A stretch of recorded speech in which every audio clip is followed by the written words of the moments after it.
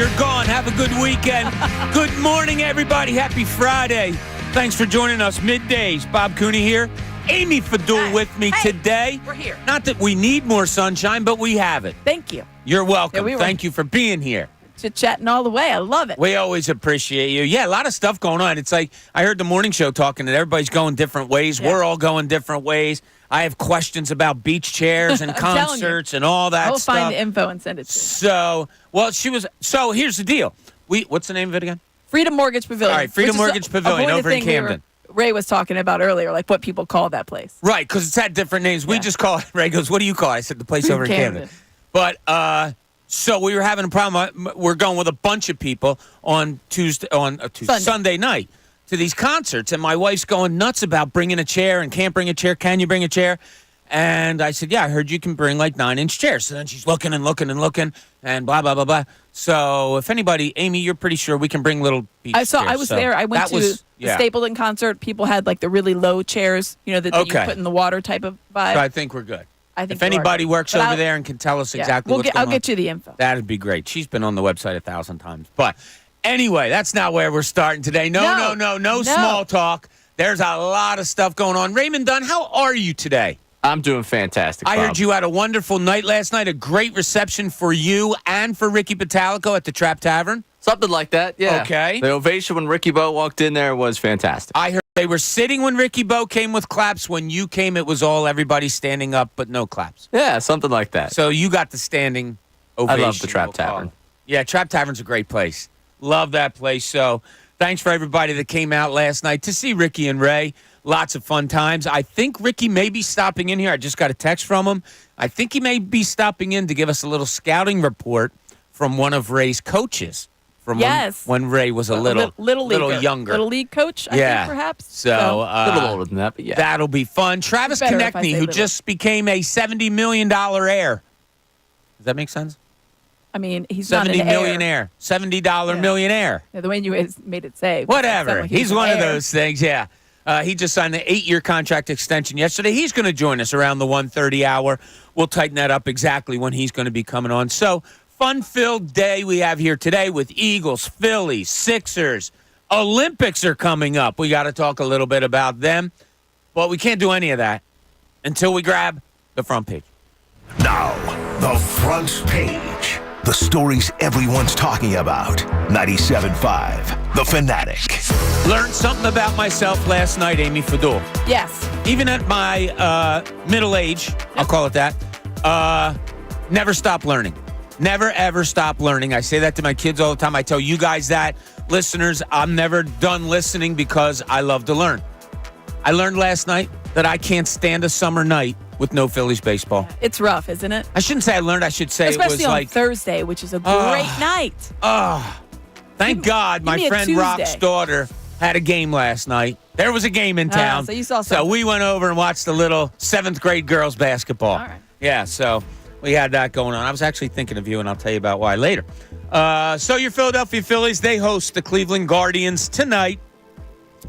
The Guardians, while being the best team in the American League, 3 games behind the Phillies for the best record in baseball, have lost 8 of 11. And they lost again last night, got shut out. So they're not playing their best baseball. Phillies aren't playing their best baseball. So we'll see how that all plays out. Christopher Sanchez, 7-5, 297. He goes tonight against right-hander Ben Lively. There was a sentence said to me about Ben Lively this morning by someone that may or may not be on this show that is not named Amy. And that person said, if the Phillies lose to Ben Lively, I swear to God, I don't know what I'm going to do with myself. So, hopefully that doesn't happen. Ben Lively is 8-6 with a 3.57 ERA this year. He's a 5-inning guy. He goes out, bless you. He goes out and pitches 5 innings. That's all he's going to give. He doesn't usually give you much more than that. So, hopefully the Phillies climb on him early. Phillies 3-6 in their last 9 games, as we know, not playing the best of baseball, but it is a home series. It is good weather. Yes. It is Citizens Bank Park, where the team is 37-16 at home for the Phillies this year. Cleveland just 28-26 on the road, so maybe something will give there.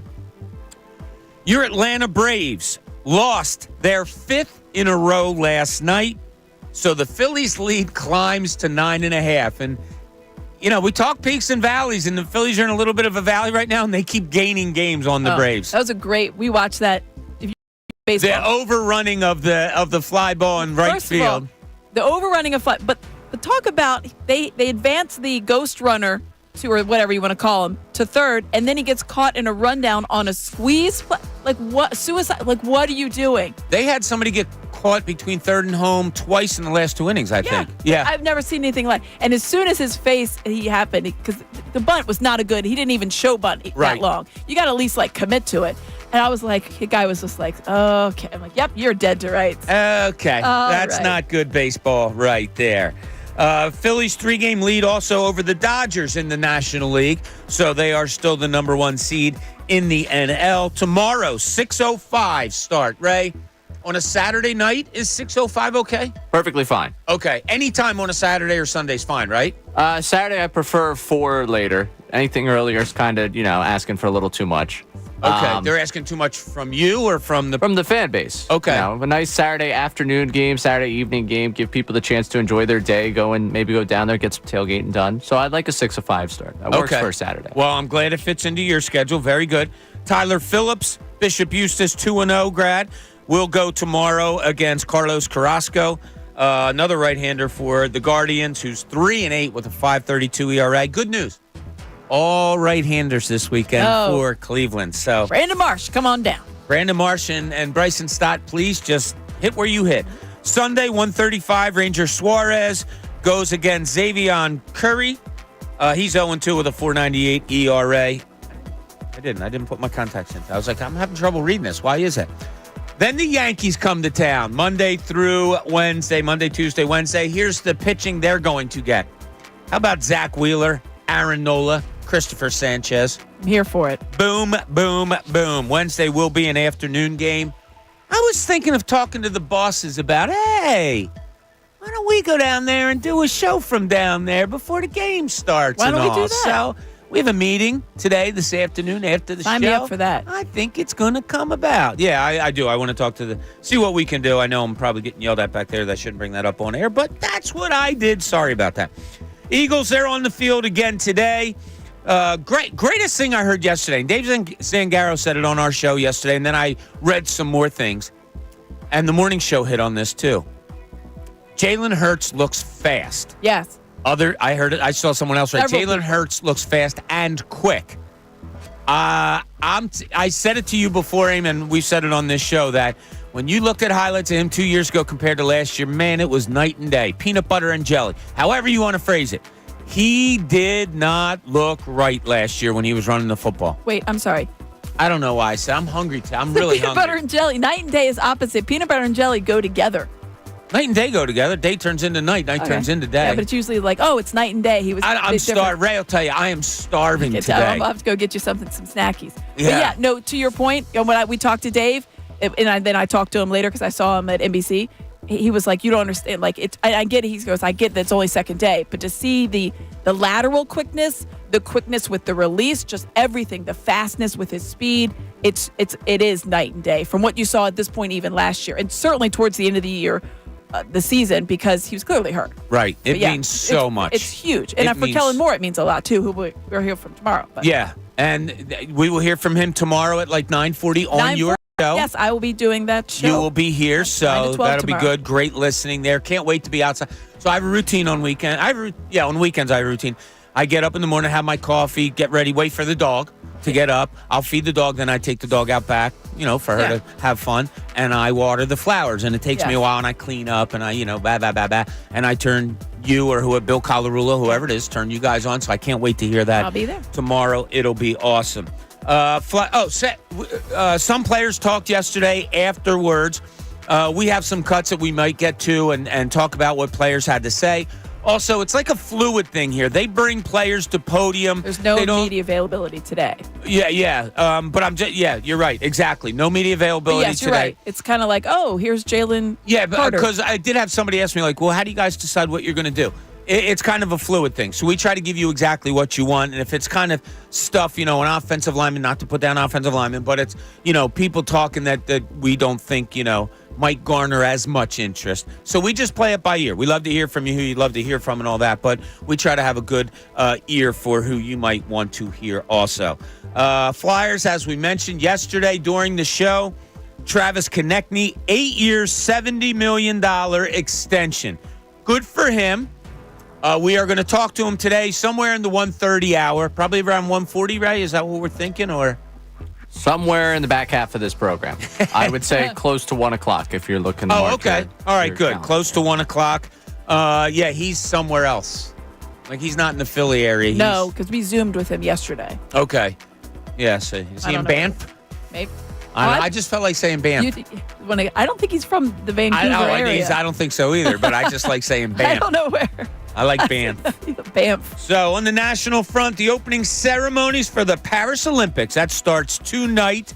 I'm a little disappointed in myself. And as you know, as people that might listen to the program, I do have battles with myself in this tiny little brain that I have.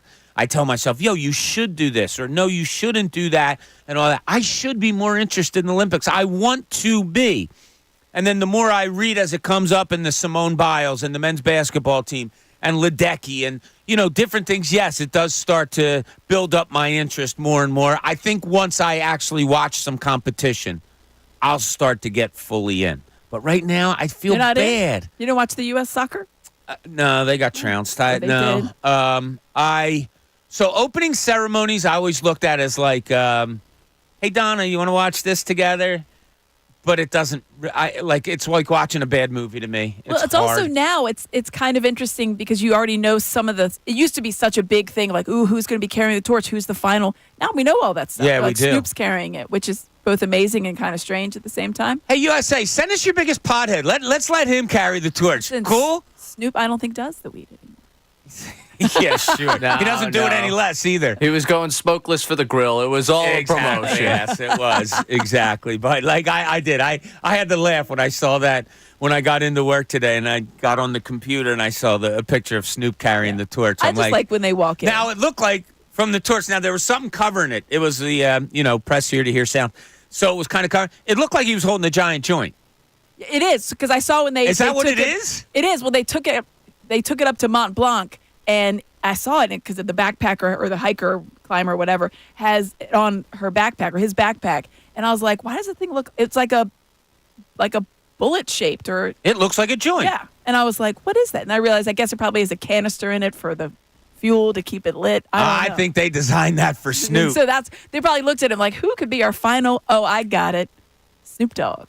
Yeah. Calvin brought us. Bring it home. Yeah, I think they kind of like had that. Snoop, check this out. And he's like, you could see him like trying to do something with that thing. I don't know. But there you have it. There's the front page. We're going to get into it now. I thought yesterday was kind of a fun day with the Eagles. I liked it over the last couple of days, the coaches, players who have talked and all.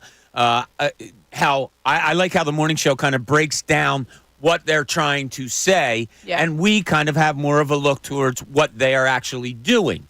It's just different ways of looking at it, and then, that's how we are. I love that Jordan Mailata said that the offensive line went offside 3 times, and that's unacceptable, so they ran gassers. The way he made it sound was like that was a self-imposed... It made it seem like they were like, that he was like, this is what we need to do. Yeah, didn't it seem like Mailata was the one that said, yo, guys... Line it up, man. We're running because we got to get this right. Love that. Absolutely love that. I also love he was very demonstrative about moving on from last year. And he's like, listen, and he knows it's going to be brought up. It's not like he's like, we're never going to talk about it. But he's trying to say in their minds, they've pushed past it. They know that they messed up. They know what happened. They're trying to go for, like, I like that he's asserting himself as that leadership voice. Yeah. Which I think is important because, we talk about the absence of Jason Kelsey. Obviously, the leadership voice amongst the teammates is a big loss. And Cam Jurgens, though filling his shoes physically, hasn't been with the team long enough to really maybe garner the level of respect. I think Jordan Mailata has. Lane Johnson obviously has. But I think him trying to kind of be that extra voice, I thought was really good. As for Jeff Stoutland, that would be huge for me. Yeah, I do. And I think Andrew DeCecco has been on this show saying throughout the summertime before, it maybe after OTAs, that he thought Jordan Mailata was going to be that louder voice, and he has earned that. And, that's cool. I like that. Devontae Smith, reporters went to yesterday and said, hey, this relationship between Nick Sirianni and Jalen Hurts, his face didn't change expression. He looked at him quizzically and was like, I have no idea what you're talking about. I don't like. He basically say I don't give a flying rat's butt without saying it. That's what he said, and I love that.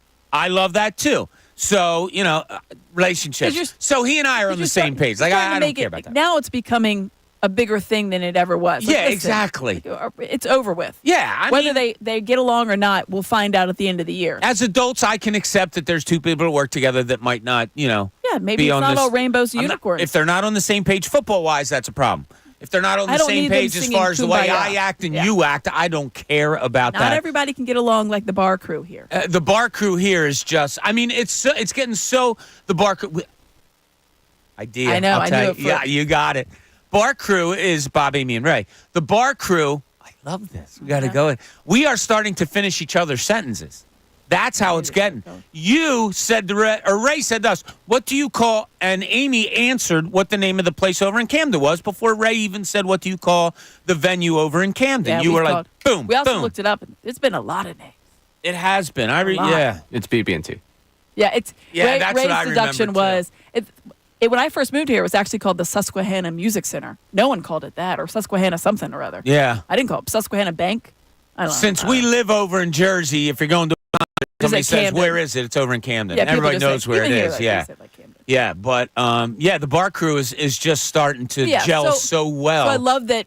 Back to your point, like where he was sitting there and he's just like, I'm not in. And you're asking another person to give an opinion about another person's Yeah, nobody comes up to me and says, hey, do Sean and Amy get along? Yeah, like you're like, how would I? I don't know, and I don't care. Amy's a joy when she's on the show. We're all good. That's all I care. Devontae Smith, Jalen Hurts, Nick Sirianni, they are a joy to work with when I come here to work. Yeah, I just, he's like, what I worry about is the offense and getting me the ball.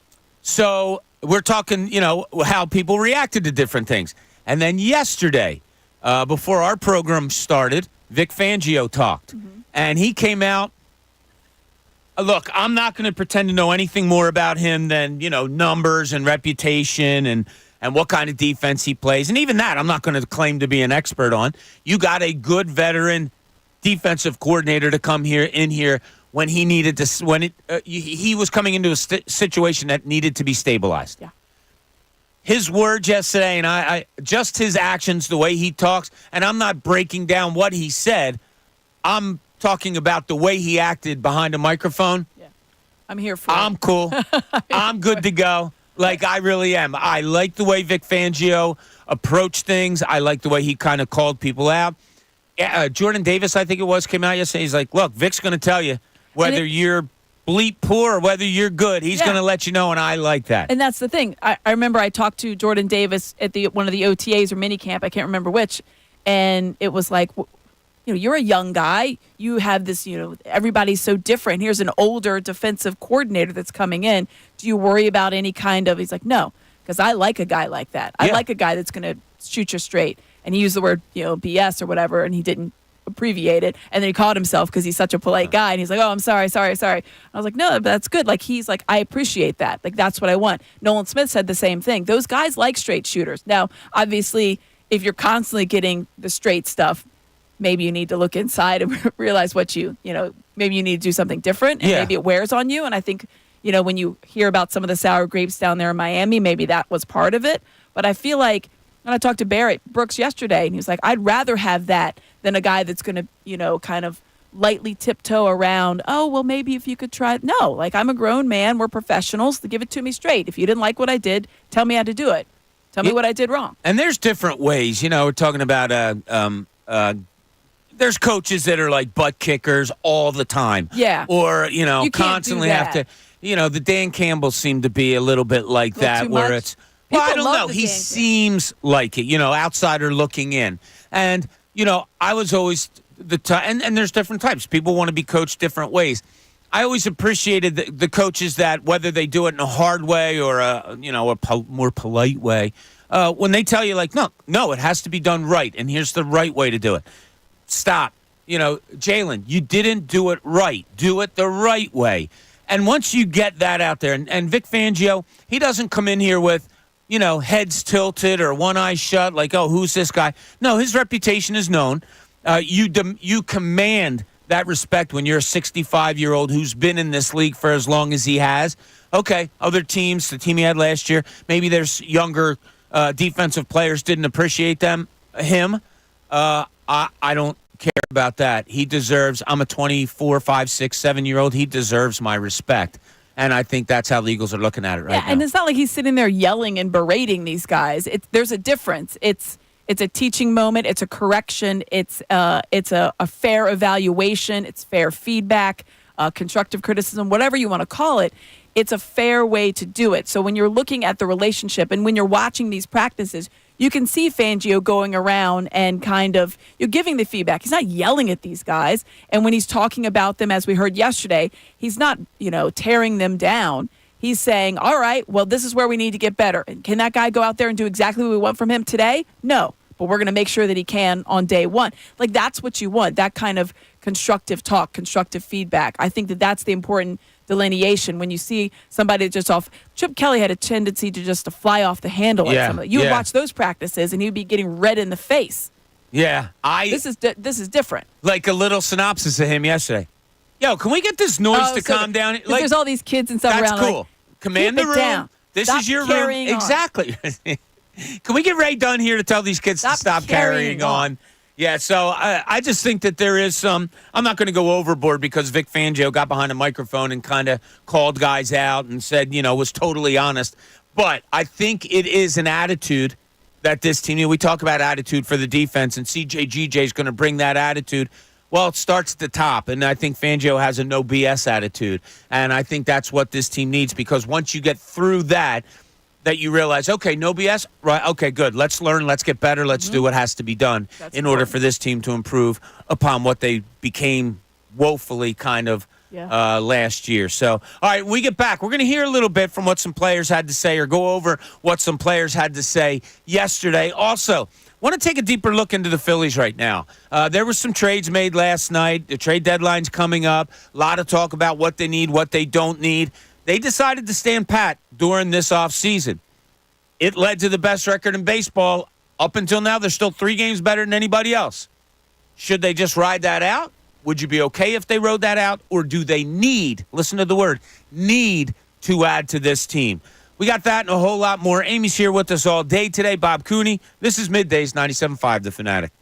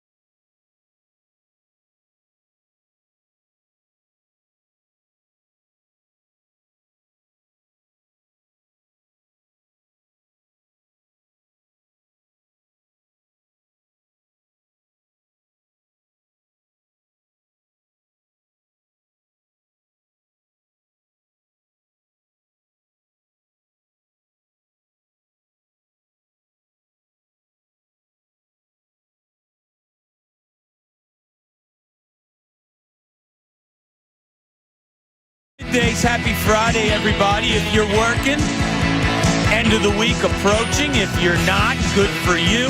Hope you're in a good spot. It's supposed to be a beautiful weekend. Hope the beach is too, because the weather down the shore compared to up here has been different. So different. Yeah, we were out with buddies on this past week, and they spent a couple weeks down the shore. They have a place down there. And I was like, man, it was hot. It was a bad week. He goes, not down there, it wasn't. It was like 15 degrees cooler, and it was beautiful. Crazy. So hope everybody, I love being down the shore, it's just the greatest. I realized my favorite place to be down the shore when we were driving down last Saturday. We went to Ocean City for Nights in Venice. If anybody, I know everybody goes different places or whatever. We just so happen to have most of our friends, and when we vacation, it is Ocean City. But you go over the new 9th Street Bridge into Ocean City, and we got lucky because it was bumper-to-bumper traffic. We got stopped at my perk spot where you can see the whole island. And it is so cool to see on this spot because it's elevated. And it's like, if I was fortunate enough to be able to own a shore house, I would love to take that picture, have somebody paint it, and boom, hang it up on my wall there. But it's such a good look, too. The shore is so great. And so everybody that's down there, be careful, be safe. Hope you have a great one. All right, we're talking Eagles. We're talking Phillies.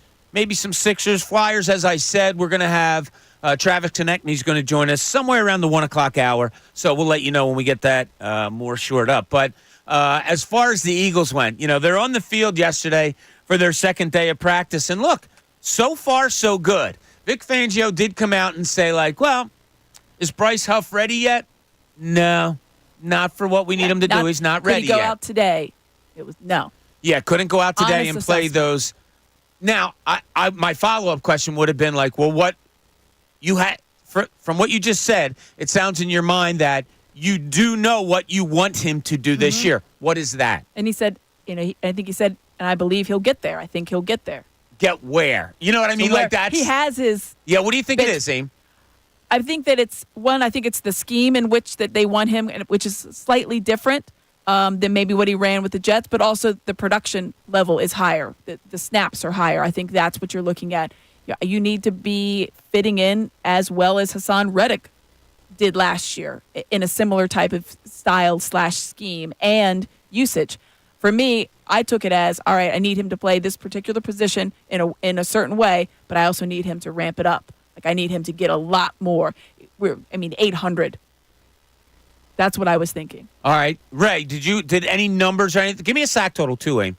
Do you think they have a number in their head there? I think that they do, just in the way that the scheme is. You're replacing a double-digit sack guy basically right there, and I think in their mind they have to have double-digit sacks in mind. Okay. Ray, so when he came out yesterday, Vic Fangio, and he pointed out Bryce Huff because he was asked about it. He said, yeah, if I needed him to go out right now and do what we need him to do, no, he's not ready. How did you take that? Because I may have taken it a little more harshly. Oh, he's not ready yet. And people say, oh, good. Well, you still have training camp and preseason games and all. That concerned me. How did it take you, Ray? I think it keeps me at the same concern level I've been. You're replacing a known commodity with someone that you hope can be something. But what do you know about what he can do that? Right now, he can't.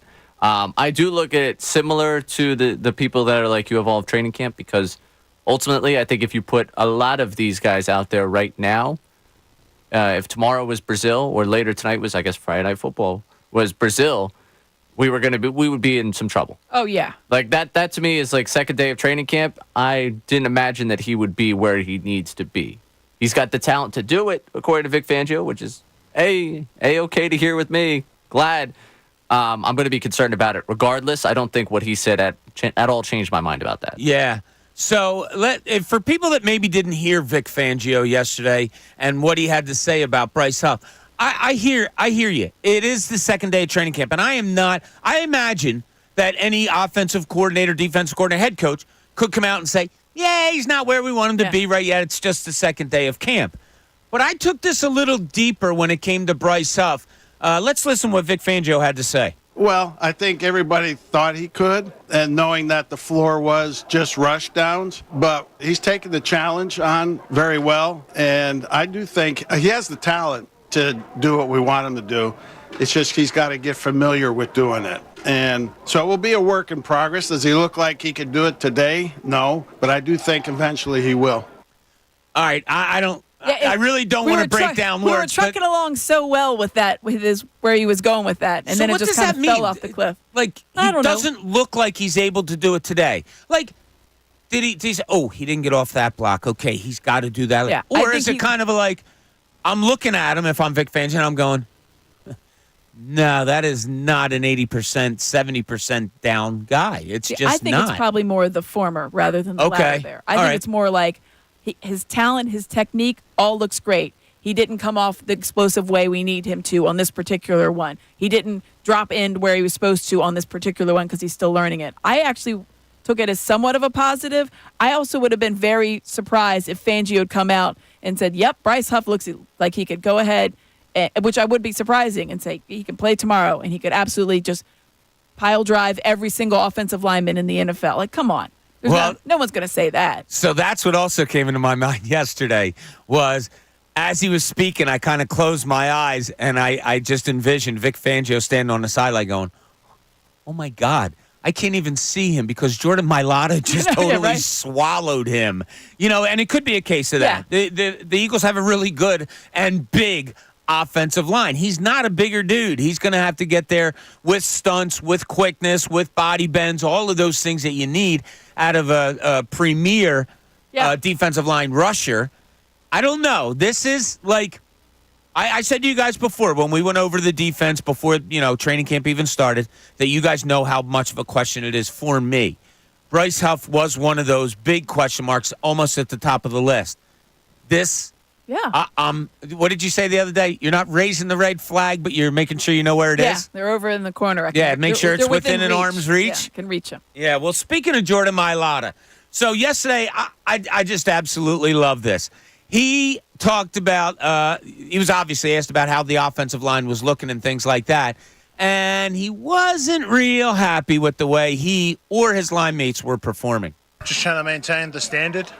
Everybody thinks it's a joke, but it's something that we live by. It's unacceptable that we had 3 false starts yesterday, and that was including myself from the first play of practice. So, there needs to be discipline to, again, uphold the standard. What do you think about it's not a joke? Because we joke about the standard is the standard. Huh. I never took that as a joke. Well, it's a cliche. Yeah, Those guys use it all the time. Iron sharpens iron. Yeah. The standard is the standard. Yeah. That's good. I like it. Yeah, but that's what I think that's where I took it. Yeah, awareness about the fact that every time we hear the standard, someone here rolls their eyes. Like, here here they go again with the standard. What do we roll our eyes more on, the standard or core values? Probably core values. Yeah, I think core values might be the biggest eye roll in this grouping of people on the air than anything else in sports in this city. It's all the time I worked with Andrew, I think. Yeah. Yeah, I think I can just see the two of us at the end of last season looking through this glass, rolling our eyes at each other. Like, core values again? Man, you lost how many games now? And you guys don't look like you have any answers? Give me a break with your core values crap. If we do core values a little bit more, Ray's face will turn the color of his pants, which are what today? Nantucket red. Nantucket red. That's what he's wearing today. He does look a little... Dapper. Oh, God, he looks very Long Islandish. Should we say Hamptonish, maybe? Yeah, Long Island and Hampton are two. Yeah, no, I didn't mean, Yes. Hamptonish? Yeah, it definitely has a Hamptons vibe. Yeah. I'm here for opening ceremonies. I'm cheering on the sailing team. You can pull... Ray's cool. He can pull off different vibes. Yeah. Yeah. You're like a chameleon, somewhat. Somewhat. Yeah, sure. Yeah, kind of like that. So we're going to stick with Jordan Mailata because I think this guy and Andrew DeCecco, I think, hit it on the head earlier when he said, earlier meaning like weeks ago, maybe months ago, he said he really thinks he's going to step up to be one of the leaders on this team. Well, he's going to have to replace a leader on this team. Not really replace, but one of the leaders is gone. So he talked a little bit about Jason Kelce yesterday. Yeah, feel very comfortable doing that. I think, anytime we do something like that, it's just from everything that I learned from Jason, maintaining the standard. When something's not good enough, we got to correct it. And today we had no pre-snap penalties, which is great. So, again, it's always about maintaining the standard, and the standard was there before we even came here. So, for you, where do you have to think about asserting yourself more? It's natural. It's natural. I've been given examples. I've had the best examples in the room. I know what it should look like, and when we fall short, just need something to pick ourselves back up again and keep the main thing the main thing. Keep the main thing the main Oh. thing. Sometimes This is like a things are Jalen that. Hurts like bingo card right there. And that's we're gonna have some bingo cards going on when the Eagles season starts. That was like one thing we thought about in the preseason was like, or the offseason, like what is his next main thing's the main thing, standard is the standard, iron sharpens iron, breed of one or whatever he's got. He had one the other day. That Devin White's got one. I'm sure we're gonna listen to it later, so I won't give it away. But he had one too. Yeah. Hurts said something about you've made it. We've made it there before. We'll make it there. Something like that. I was like, I'm gonna mark that down. I'm See gonna if go that's back and gonna be listen. his I'll new- find it, but it's something that I think is gonna be his year-long saying that they've done it before and they can do it again. All right, I like that. Some people brought this up to me. He did sound different the other day. Like he did sound more lively. He sounded, he sounded good. And He and sounded I good. said, somebody said it to me, and I was like, it's the first day of training camp. That's why. It's like the first day of school. You come home, mom and dad. Oh, your How books was are in school order. today? You're so it was excited. great. I'm in class with Jimmy, and Johnny's in my math class and all. And then come, a few into it. It's Yeah. like I can't stand math class, and I just want to, get home from school. But we have some more players that we want to listen to. Devin White, who Amy mentioned earlier, he had some interesting things to say. He seemed pretty jacked up yesterday Yeah, he behind the was. microphone. And I want to get to some more of the guys that were Bryce Huff. He was asked about, what's going on a little bit. I think there is a spotlight on Bryce Huff on this defense. There's probably going to be a spotlight on a lot of players, and maybe there's somebody that you think is more so on the defensive side of the ball. To me, it's not. To me, it's Bryce Huff. That's the one that I'm really going to be looking to read about, hear from during this preseason. All right, when we get back, we're going to get into some Phillies. We're also going to finish up with this Eagles, what they said yesterday, get into some Phillies because I want to dive deeper into what do you need out of these 6 games because I do have a need, and I gave it on the crossover to the morning show. So I'll let you know what it is. Maybe you have one. We'd love to hear from you. Where are you when it comes to the state of Philadelphia sports? Are you pumped about the Eagles? Have the first few days, gotten you more hyped up? Are you still just cautiously optimistic? Or are you through the roof? Because I think Matt Breen, one of our contributors every week, he's got them winning 18 games, even though they only play 17. So maybe you're one of those guys. Let us know. 610-632-0975. This is Middays. Bob Cooney, 97.5 The Fanatic. Now, a Birds Insider update on 97.5 The Fanatic and 97.5thefanatic.com. The next leader emerges. I'm Ray Dunn with this Birds Insiders update.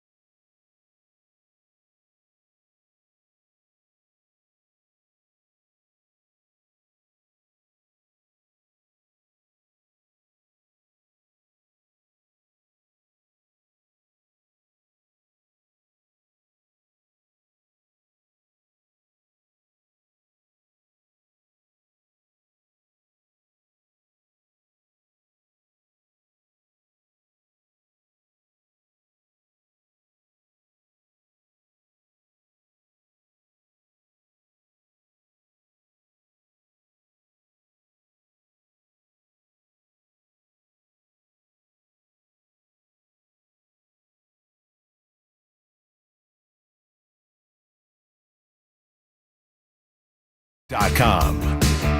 No breaking news right now. Everything's just nice and level, Aim. Does it? No breaking news. running Everything's everywhere. good, which is okay. Sometimes breaking news is, other times it's, yeah. We're just flatlining it today. Nothing Well, yeah. going on. It'll be interesting the next week or so, just with the trade deadline coming up. How many? Because you had the first kind of chip fall, and Yeah. of course now Mason Miller is on the IL. Yeah, broke his, pinky? On his non-throwing hand. Yeah. And of course, was he throwing a punch? he hit a table. Can't be throwing punches with the And hands, also, man. my first thought is, I looked at Sean last night. I was like, but it's on his non-throwing hand. He's like, yeah. I was like, just tape it next to its buddy and call it a day. Put it in the glove. Let's go. Because the buddy tape is big in the Kane Fadul household. I Now, love you that. liked it. I picked that up, didn't you? I could not. I sent these guys a pic. We were golfing, and Shawnee was golfing. It was the first time he'd played all 18. We're golfing down the shore, and I sent a pic to Ray and to Bob, and immediately was like, "Oh, what happened to his finger?" And I zoomed. I had to zoom in. I was like, "How did he see the?" I'm a big buddy tape fan. Are you? When Ricky hurt his pinky toe Yeah. throwing a football with you at the Uh-huh. golf event, when I tell Ricky, I was like, "You got to tape it next to its friend." Yeah, buddy tape it. Buddy sure. tape. Yeah. But yeah. It was kind of a wonky buddy tape that little Shawnee had going on. I mean, I he's was going to not. try to get in touch with him to say, dude, you got to get better trainers. He kept bending. I was like, stop doing that. It's Yeah. designed to. So I had to I wrapped that. I carried the buddy tape with us for Oh, yeah? 3 days. Now, I got to ask you, 9 years old, you might kind of exaggerate a little bit of an injury. Was the buddy tape absolutely necessary for him? So of course, when he first came out, because he was playing in the pool, and he came out and was just like, "Oh, I jammed my finger." I was like, "Sure you did. You're fine. You can bend it." And then not even an hour. Amy's like, it's fine. You can Rub breathe. some dirt on it. Yeah. Little glimpse into me as a mom. You're fine. And then maybe an hour later, I look at it and it's completely ballooned up and it's Oh, black it and did? purple. Oh, And I was okay. like, "Oh, you jammed it." He jams his finger a lot. Of course, when I jam my finger, I just immediately was like, Pull it out, pull yeah. on. Yeah. But that hurts obviously. So I was like, nope, we need to get the athletic tape out. But You're a good buddy knuckle tape. cracker. I do. It's a Yesterday. bad habit. No, I don't care. But yesterday we were, I don't know if we were listening to sound. So for people that don't hear, Amy's about 5 feet away from me to Yeah. my left.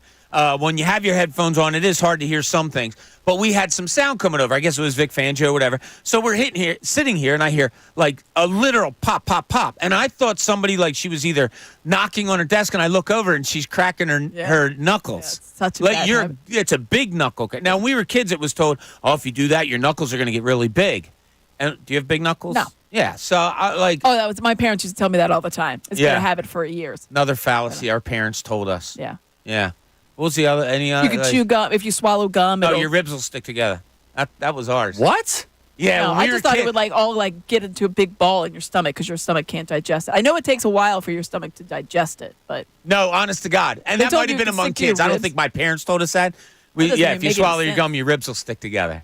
Yeah, that's what ours was. that's actually more fearful than it just. Well, if sitting you in your broke a rib, you swallow some gum, and There you then go, you're all you'll set. be It's your own fully version of buddy healthy. tape. Yeah, a lot of fun stuff when we were kids, that's for sure. I thought fun stuff yesterday did come out of the defense a little bit, and that was Devin White.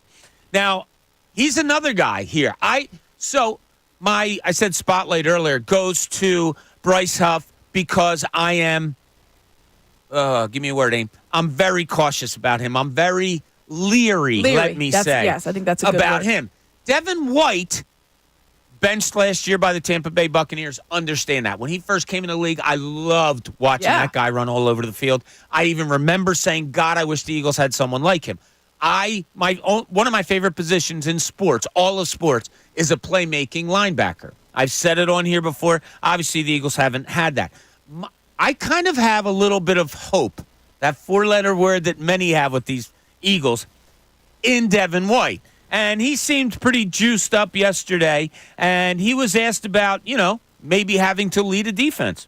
Oh, I just think my ability to lead, my playmaking ability, and also just, being able to play at a high level. You want to be a championship team, you got to have a championship defense, and I've been part of those, and I know what it look like, I know what it feel like, I know how to get to it, and I know how to be a leader within it, so just having the repetition at it, I think one thing is people say experience is a great teacher, and I had a lot of experience in playing football.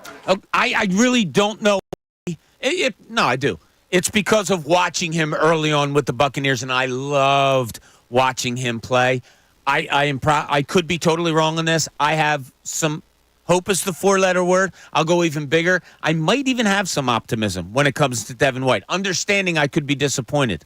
I mean, I'm at optimism as soon as are they you? Okay. sign. And I know there was the benching last year, and I hope that that's attributed to something that he's learned from, and it was a teaching experience.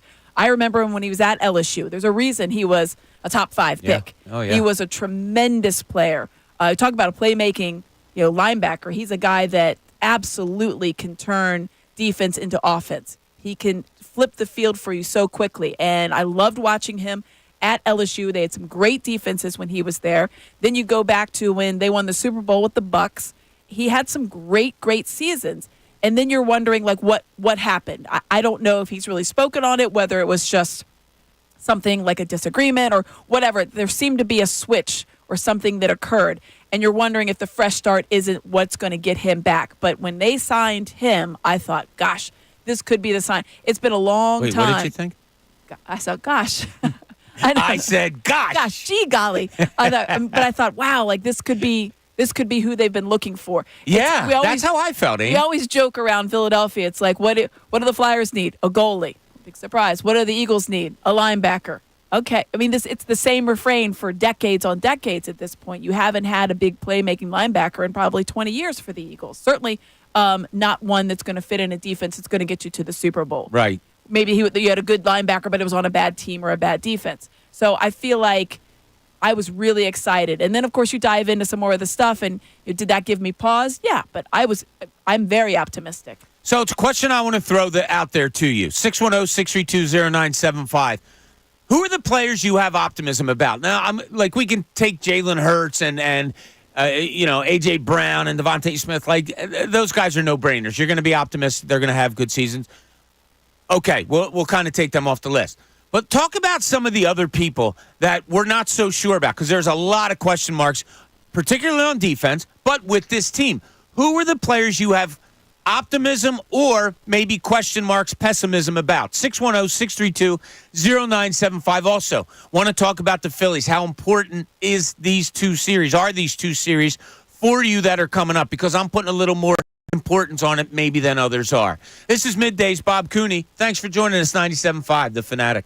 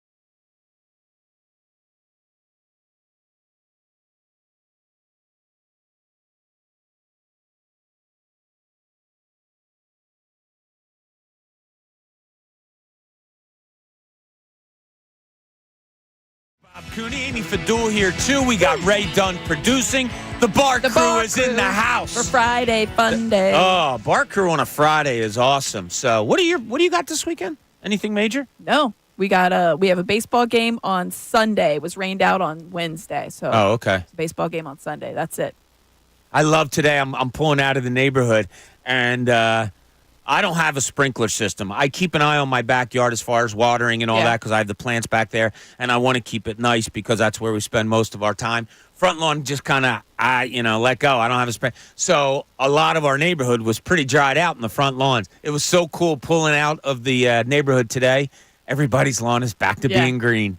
It's so the rain does. As much as it stinks when it rains, but you need it. Hey, it can rain every night in the summer. Like when I'm in the house for the night. Yeah, in the overnight. Yeah, not at night if I'm sitting out back watching a Phillies game, which It's I plan on doing tonight. I am. I'm pumped about this series. Okay, listen, let's set this up about where we're going so far. We'd love to hear from you at 610-632-0975.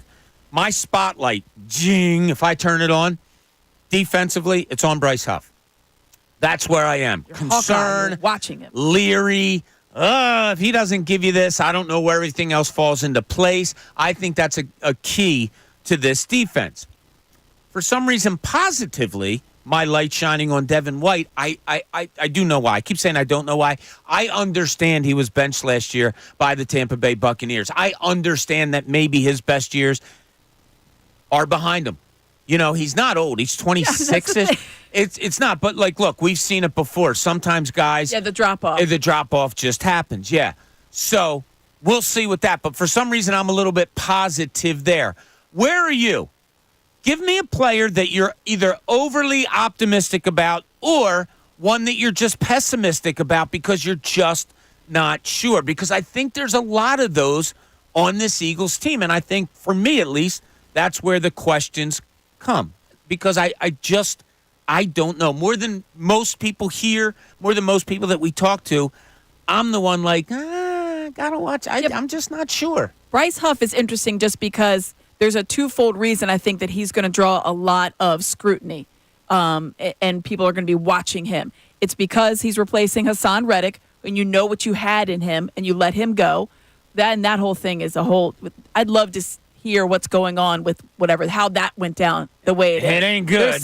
There was some kind of miscommunication, but whatever. So he's replacing a guy who you knew was going to give you double-digit sacks, was going to perform in a way that was seemingly perfect for what Vic Fangio runs. So, all right, so that's number one. And number two is who else is going to fulfill that role. So Josh Sweat, yes, I think that he's going to get back to where but there's really no one else. Like Brandon Graham, you're not going to be able to rely on him for that kind of production. He's just not going to get that much playing time, that many snaps.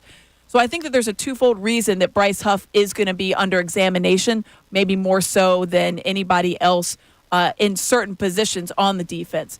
And I think you're completely right in thinking, all right, well, you're a question mark for me. And there's a lot of question marks in there, but I think he does draw the biggest scrutiny right now because of who he's replacing and that there's not a whole lot of other production along that line in that particular role. But for me, Devin White, I think I've already been over. I was really excited about the signing of Devin White. I remembered him at LSU. Obviously, we saw him with the Bucs. I thought this guy's a really high performer. He's a Pro Bowler, an All-Pro type of player. If he gets back to semblance of that, that's really good. I'm interested in talking with Dave. It really raised my eyes. I was out there at OTAs. I was out there at minicamp. Isaiah Rodgers is a guy that I think is going to turn out to be a real big boost for them. Yeah. And a surprise. Here's a guy you did not know what he was going to give you. He has not lost a step. He has seemingly stepped right in.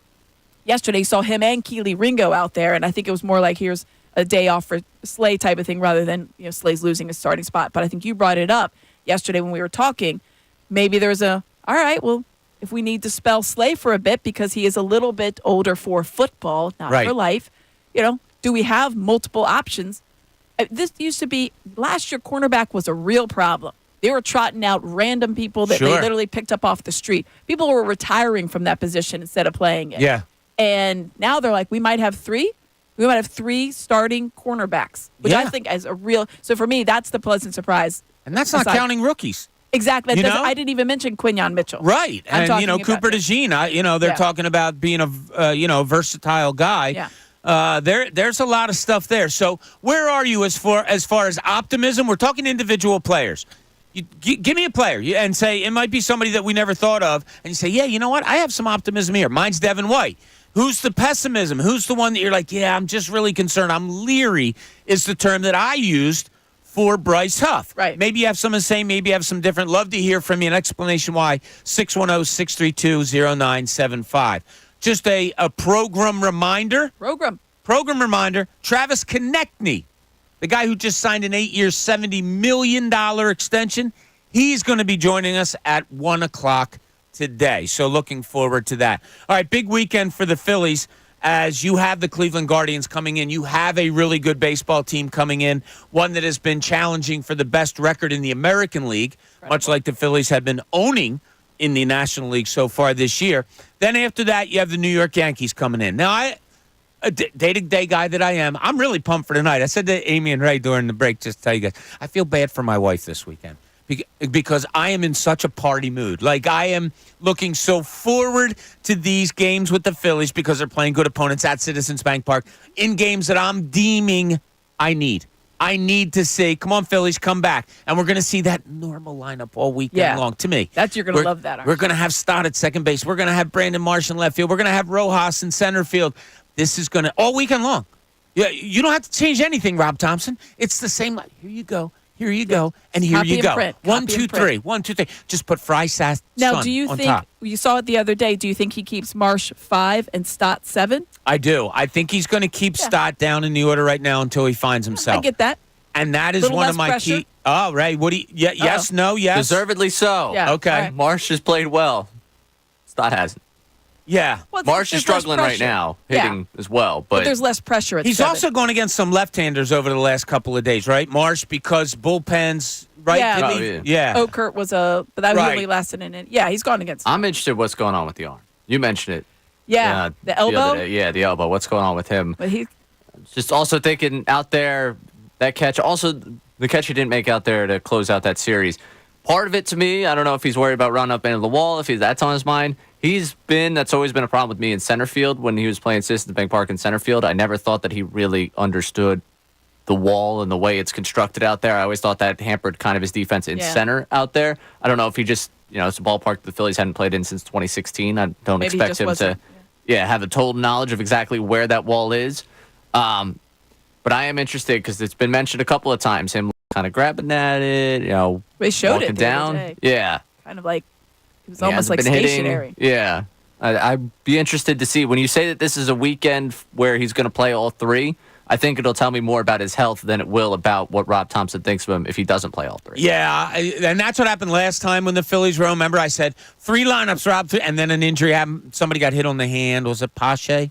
So they took him out and they moved Marsh. And I could see that, you don't look 100%, so no, we're going to go somebody else and this and that and the other.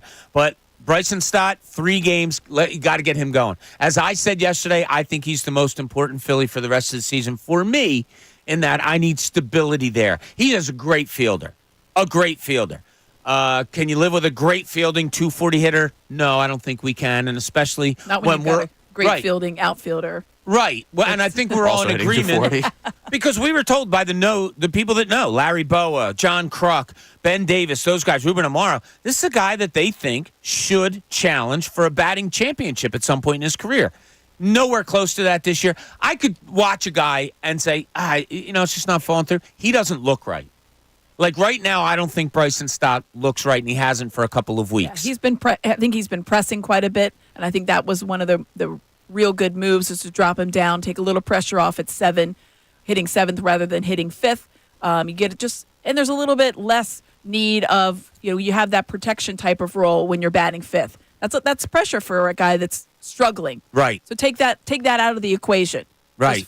Just, loose and sexy. Ray knows what I'm talking You heard about. it. I know what you're talking about. It's Do the you? band. Stop it. I don't know. I just told you. But what I don't need to see. The other day I deemed that they played losing baseball. Yeah. And they don't do that. They can lose games, but you don't play losing baseball by hitting a batter, throwing a wild pitch, Giving up a sacrifice easily and a base hit. Like a fly ball to left center field while a very good catch would have been made. Not making the double Not play. making it at all was unacceptable. Yeah, not a double play not made. Pitcher falling off to the third base side a little too far, not able to get to first base. Like, that's losing baseball to me, and they're not a losing baseball team. Kirkering comes in, hits a batter. Giving up walks when you can't give up walks. Oh, yeah. Like, that's not them. They need to be more them. That's why when I came into the crossover with John and Andrew, I'm being selfish this weekend and the beginning of next week. I need this, Aim. I need 5 of 6. I won 5 of 6. I want this team to remember. Sweep in there. Who do you want to? I want to sweep the Yankees if I had to choose. If you have to, yeah, I'll take a sweep. And you have Wheeler, Nola, and Sanchez going. Yeah. Sanchez on that Wednesday game. You get a Garrett Cole, Aaron Nola matchup in that Yankees series. That's cool. But yeah, I do. I won 5 of 6 more because I want this team to say, all right, we're back on track. Forgot who we were there for a second. We play winning baseball. We do what has to be done. We are good enough to do what has to be done. Yeah. And look, let's face it. The Guardians have lost 8 of 12. The Yankees have been in they're scuffling. I don't want to say free fall. They're scuffling. Yeah, scuffling is a good way of putting it for a month now. Mm-hmm. So, yeah, go get 5 of 6. Go remember who you are. Go play that good fundamental baseball that is also sprinkled in with power and speed and all the other good things that make up this baseball team. I think there's a lock that you're going to have a home run from Bryce Harper in each series. There's no way he doesn't homer against the Yankees. There's no way. 0% chance. Okay, so that's your prediction for the weekend. He's going to homer once in each series. Okay, at least once in each series. Yeah, at least once in each series. Ray, do you have predictions on this huge 2 series that are coming into Citizens Bank Park? I just want to see him come out swinging tonight, to be honest with you. Like, I kind of want to set the tone for this 6-game homestand. You look at Lively, and I know I've made my jokes before the show, and we'll make my jokes throughout this show about, hey, who this guy is, what you had in Ben Lively way back in the day, those 2017 Phillies that we all loved and adored. He in his last 7 starts has an ERA over 5. It looks like he's regressing to the pitcher that he's been through the rest of his career. Don't let that guy off the hook tonight. Yeah. Don't let that guy off the hook tonight. Christopher Sanchez, continue to do what you do, but a right-hander against this lineup that's struggling, please get this offense on track. Like, why do you hate Ben Lively so much? Because he should have. It's not that I hate Ben Lively. He was a Philly. He went away. It's kind of what Ben Lively represents. Which is? Okay. Which is a pitcher that came up during the drought of postseason baseball that did not turn into a stalwart for this team. Yeah. Like, there's 1,000 Ben Lively's in this world. The Jake Thompson, Alec Asher. You want to start rolling through names here? We can start rolling through names of people. Tyler Cloyd. It's worked up. Well, you asked me. It's what he represents. And now he's having this. Driving down that road. He's got a 3.5 ERA for the Guardians. The Guardians at one point were employing Spencer Howard and Ben Lively in a rotation and are the best team in the AL. You know how much that annoys me?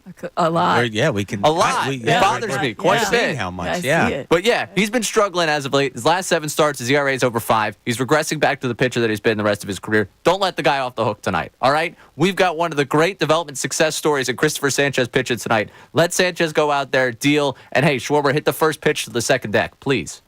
Tuck it red. The face is turning, man. Tuck it red. You asked me why I'm making jokes at the love guy's your expense. answer. We're here for it. The reason I asked you was because this morning when, we're prepping for the show, I said something to you about Ben Lively, and man, did it stir a reaction. So that's why I wanted it. That was great response by you. Yeah, it's just, Don't get mad at me for asking. I love that you have that. It's all right. You can ask the question. Passion for Ben Lively. I'm just saying, everything's...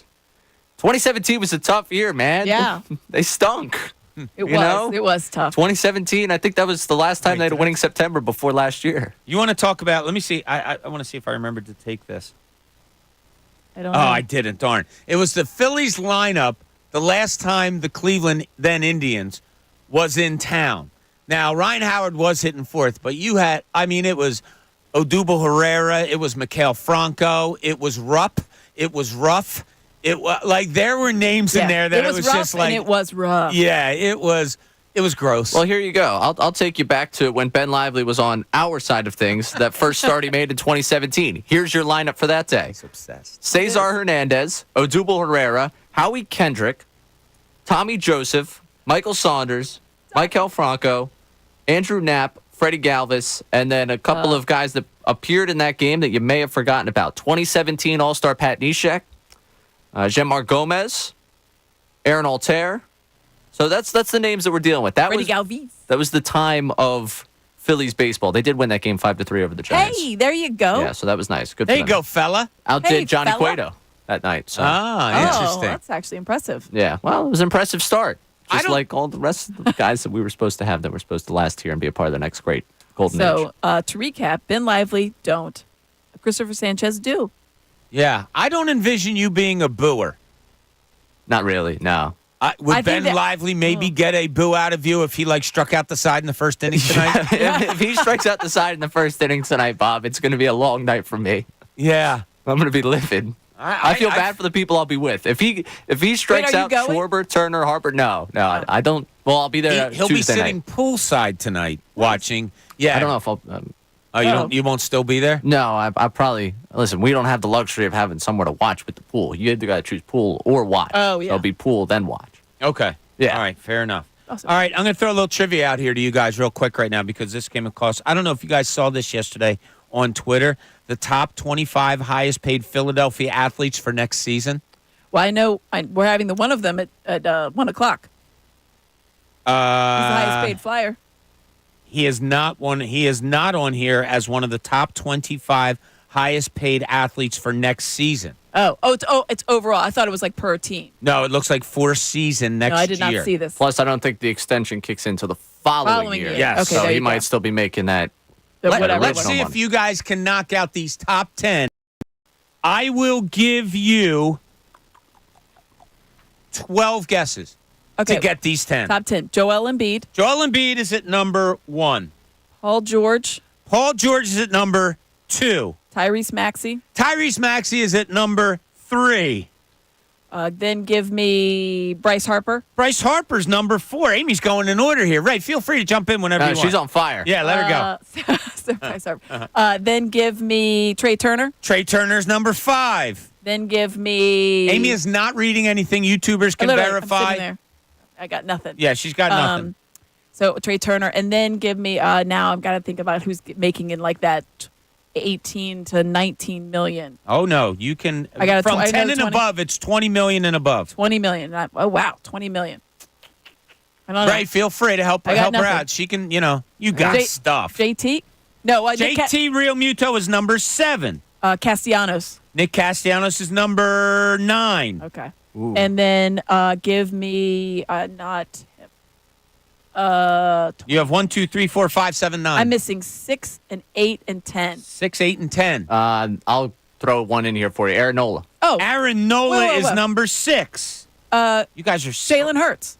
Jalen Hurts is incorrect. Whoa. Yeah. Oh wait. He is number 12. So we have one incorrect. You have one more incorrect. 1, 2, 3, 4, So 5, 8 and 6, 10 are 7, what we're 8. looking for? You're 8 out of 9. You're looking for numbers 8 and 10 correct. Who was number 9? Who was number 9 again? 9 was Oh, Castellanos. Is it a? How about give me AJ Brown? A.J. Brown is number 13. Wheeler. Zach Wheeler is number 8. You have to get number 10 in order for you guys to accomplish this in 12 guesses. We already said Schwarber. You did not say Schwarber. Let's fire away at that one. Are you saying Schwarber? Amy, are you going to allow Yes, him it's not an to Eagle. take over this competition and say Kyle Schwarber? I want you to think about this, Amy. You're not going to fool me with this like little fake bluff thing. Okay. So I think we're a team, and we're going to go with Kyle Schwarber. Kyle Schwarber is correct. Very good. 10 for 12 from the two of you. Not too bad. It goes all the way down to number. I just messed everything up here. Who's 11? 11. I don't know because I can't. You gave me. Oh my gosh. You gave me I'm sorry. Castellanos. 11 is. Why is this not working here? I All don't right, here we go. Number 11 is Lane Johnson. Oh yeah. There you go. Number 12, Jalen Hurts. 13, A.J. Brown. 14, Jordan Mailata. Where's Landon Dickerson on that? 15, Darius Slay. 16, Goddard. 17, Alvarado. If you like, 18, Brandon Graham. 19, Caleb Martin. 20, Devontae Smith. Caleb Martin's making more next year than Devontae Smith, or right now. Josh Sweat at 21. 22 Kelly Oubre, 23 KJ Martin. Yeah, so KJ, when you told me it was 20 million, KJ would have been my guess because he's at over 15. Yeah, that's kind of crazy. And oh my God, my phone just went bad again. Most importantly, And Josh Sweat, 8.1 million at 21. most importantly, you know who would be on that list? But he's in Detroit. Tobias Harris. Tobias. He makes correct. He makes as much as Bryce Harper. Yeah, he would have been like top 30. Yeah. Yeah, that would have hurt. Amazing. That would have hurt. That's good. That's nice for us to kind of cleanse the list a little bit there. Isn't it? Yeah, It's just nice to to see feel that where way. we are in life, where our athletes are in life. Travis Konecny, he'll be joining that list at some point down the road, as he'll be joining us at 1 o'clock. Everybody in the top 10, it's per year, obviously, right? Yes. So it's per year. Correct. Was everybody a baseball player?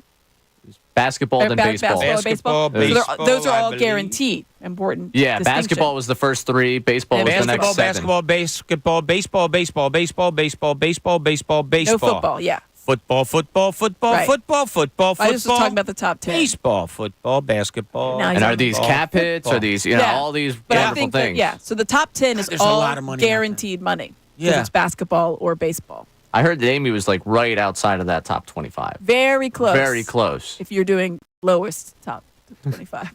Right there. Just right on the teetering on the edge of the So money close. with Yes. the extra points in it. It wasn't just Amy, though. It was like the bar crew. Yeah, So we we were were like- combined. we were like, the bar crew was combined. Two- I didn't 200 realize you guys are doing that well. You guys were able to 298 get me up on that list. 299th and 300. That's where I we think were. we're under consideration.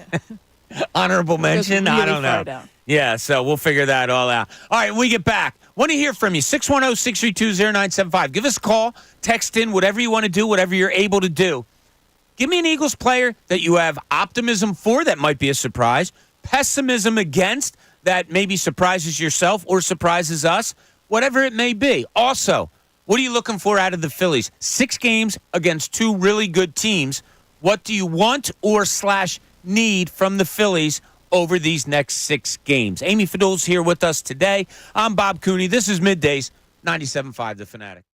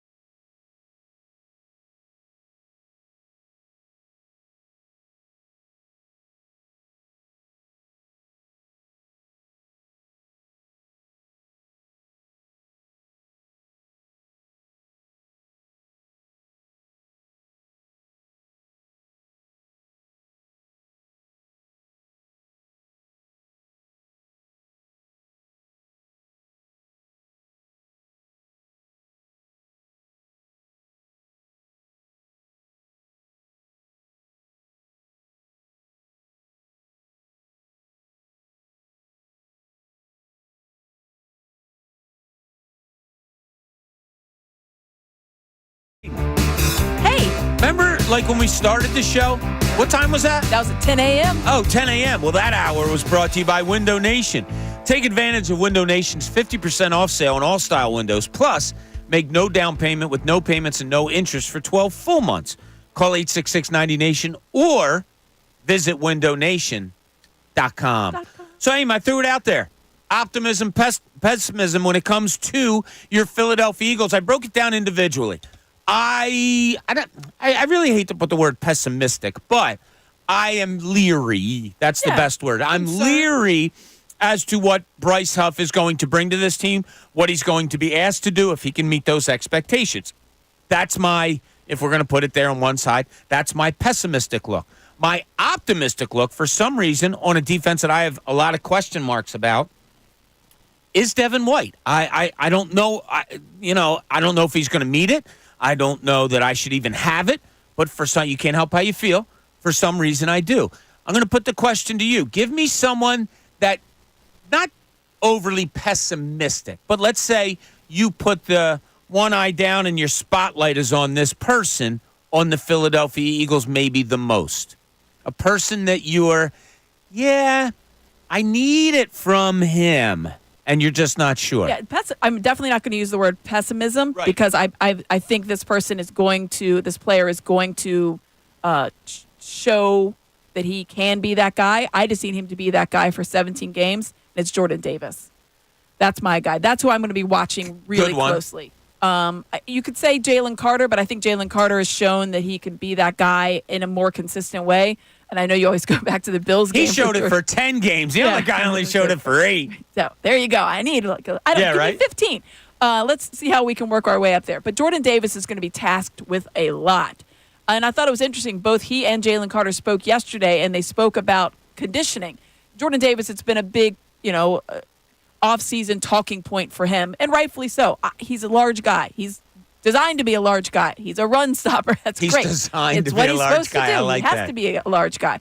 But obviously these guys are learning as a professional. It's not just about your size. It's about your agility. It's about your, quickness and whatever else, and your athleticism in addition to your size. That's what makes, good players great. That's what makes great players Pro Bowlers and All-Pro. That's what makes guys like Fletcher Cox be who he was.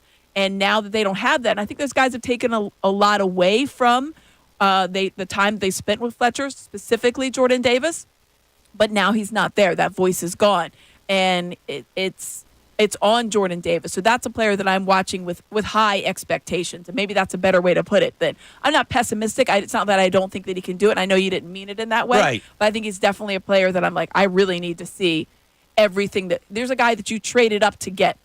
I need to see that level. He needs to meet your expectations. Absolutely. Okay, that's a good way of putting it. Yeah, and my expectations I have are expectations. high. He hasn't met them yet. He needs to meet them now. That's absolutely what I would say. Okay, Ray, is there somebody that you are, for lack of a better terms, as Amy so well described it, optimistic that you're looking at saying, I don't know why I have optimism for this guy, or someone that you say, I need them to meet my expectations? I feel like when we keep coming back to the conversation about center, and you've mentioned a couple of times about us understating the loss of Jason Kelce, I find myself more optimistic about Cam Jurgens without actually having this sample size of anything to go off of with him at center and with all the difficulties they might have to endure. Just with everything Kelce did for that offense, everything he did for that offensive line, I should be more concerned about Cam Jurgens, but I do find myself continuing to be more and more optimistic about what he will be able to do to fill that void. Well, let's stay on that. Do we have Cam Jurgens in the system for you, Ray? I don't want to. So, I think is a very, very interesting topic. I think we are overlooking it a little bit. I think we are making the transition to him being center as easy as can be, and I don't think it's that. Now, Cam Jurgens was asked yesterday about, obviously doing the replacement, working with the quarterback, and the guy that he replaced. And here's what he had to say. I think he's always there if I need to call upon and ask him some questions. So I know I can rely on that if I get stuck and need some help or something like that. Just making sure we're all on the same page. If I thought it was something and he may have thought something different, then we can talk through it and see which one we wanted to do. I don't think it was too much comparing, but just making sure that we're in the right call. All right, and one of the call, we're on the right call. So there was something brought up the other day when Jalen Hurts was speaking, and he was talking about it being his offense, and he talked about making blocking scheme calls as opposed to Jason Kelce, who used to make it, that he's the one working on it now, that the quarterback, he is going to or working with Cam Jurgens on making the blocking scheme calls. You good with that? Does that seem a little too much or something that, okay, good? It's interesting because it definitely, initially when you take something like that on its face, you're like, oh, but why? I think at this point, these guys, one thing, and I not to bury on Jordan Mailata when he's talking about, forget about last year, and we've learned from it. I think one of the things they did learn from it, and the reason people are going to keep asking about last year is like, what did you learn? How do you prevent that from happening again?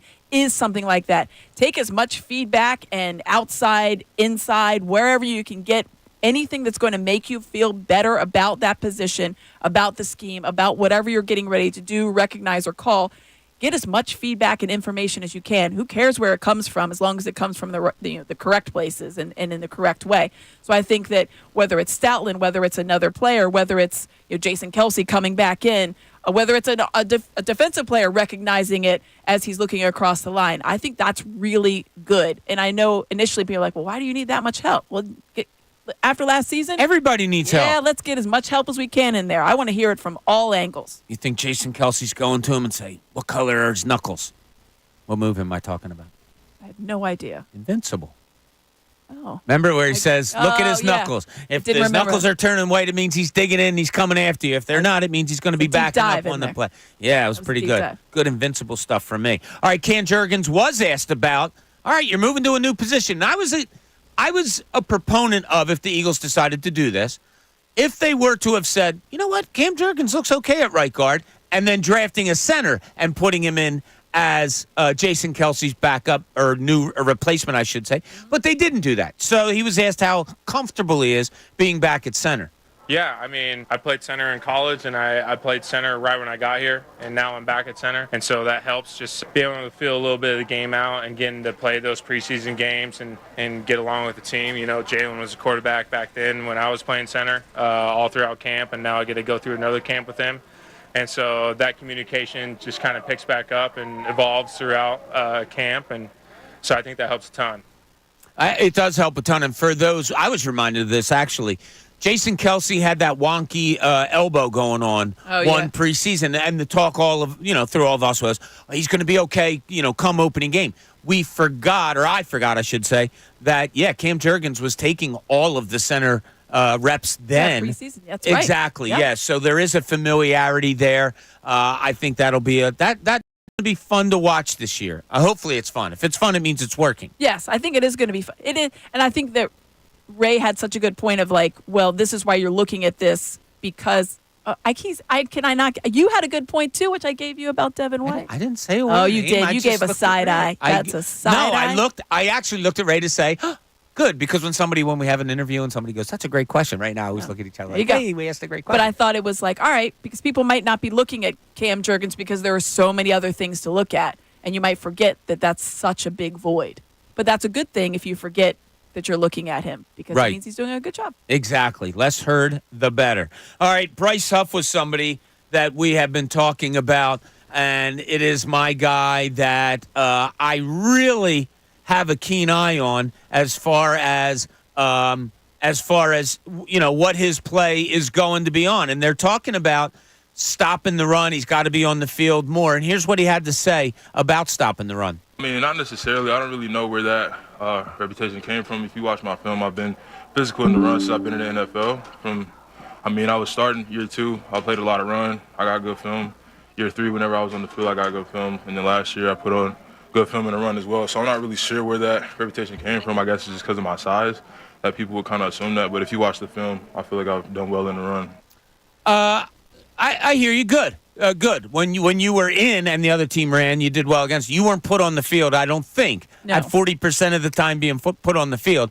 I don't think the Jets were putting you on the field to stop the run. No. And I guess that might be something more that they're asking you to do here more than anything they were asking you to do with the Jets. Here's what he had to say. Yes, sir, definitely. Just because they got me out there, pass downs, dropping in coverage and run down, stopping the run, as well as rushing. So that's a lot more than what I was doing in New York since I was like essentially just a third down player or obvious passing downs until last year.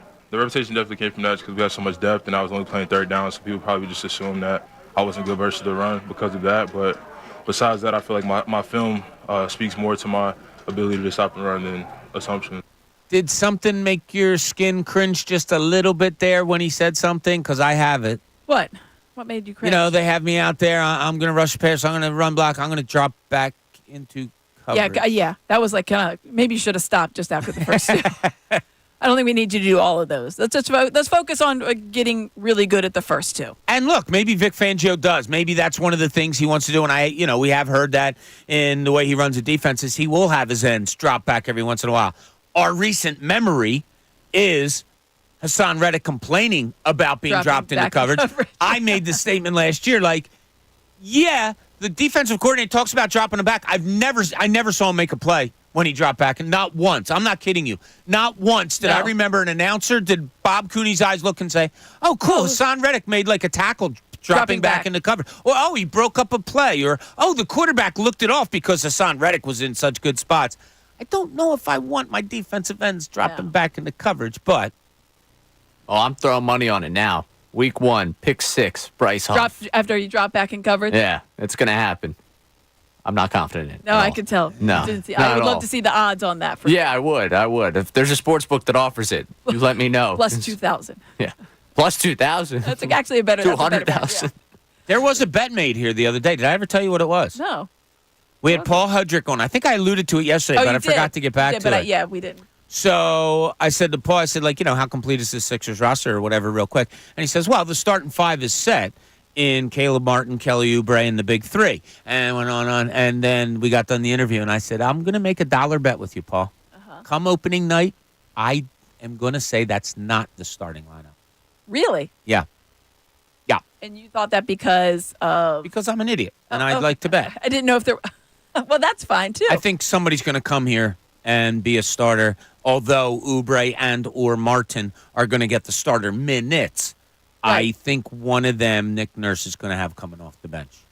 I would tend to agree with you, but I think they might go into... So you'll split the bet with me? If we lose, you'll give me 50 cents? I don't know that I would say that for opening day, for the start. I just think that they have a roster spot open, so I think that they're going to start the season with that. Okay. All right. So we'll see how it all plays out. I'll split the bet. When we get back, Ray is very sad.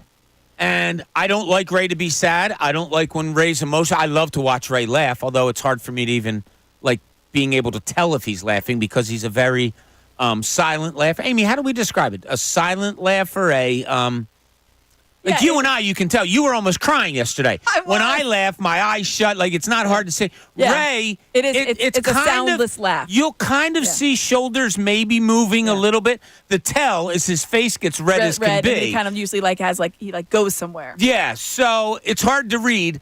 He's going to tell us why he's sad next. And I want to see if we can say. Now, this might be an outrage. This might not be just sad. This might be. We're talking Nantucket Red, maybe. The Ben Lively. Don't get him. I don't want to get him started with Ben Lively. Maybe we'll finish the show that way. Just a program reminder, Travis Konecny, who signed an extension with the Flyers yesterday, he's going to be joining us at 1 o'clock. When we get back, yes, Ray is going to tell us why he is sad. This is Middays. Amy Fadul with us today. I'm Bob Cooney. Ray Dunn producing. It's the Bar Crew, 97.5 The Fanatic. Kincade Salciunas.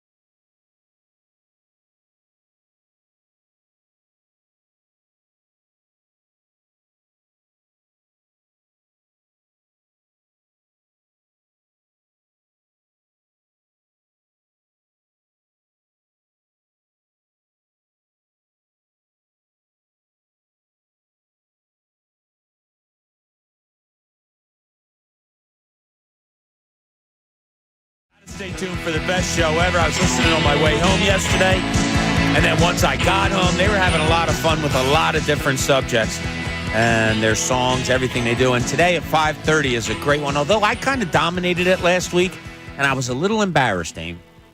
They have at 5:30, every Friday, they have a little fun bit called Out of Context. Yes. And they'll just grab snippets of things that we talk about, and it might sound like it's out of context.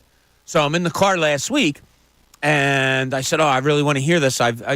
For some reason, around that time, I think we're usually eating dinner on a Friday, so I don't get to hear it a lot. So Don and I are in the car driving somewhere, and I turn it on out of context. So out of context, as you can imagine, for those that haven't heard it, sometimes it makes stuff sound like a little dirty or, whatever. That's the point. Well, I'm listening with my wife, and they play about 6 clips, and aren't 5 of them Bob Cooney. And I'm like, what in the holy... And some of them I didn't even understand. Obviously they clipped it in the middle of a sentence, and, there was no meaning behind it. There was a couple that referred to Josh or whatever, as we did. That's okay.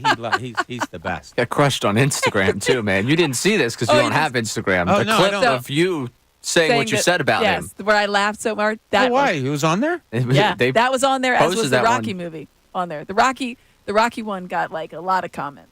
Yeah. A lot. You guys are nuts.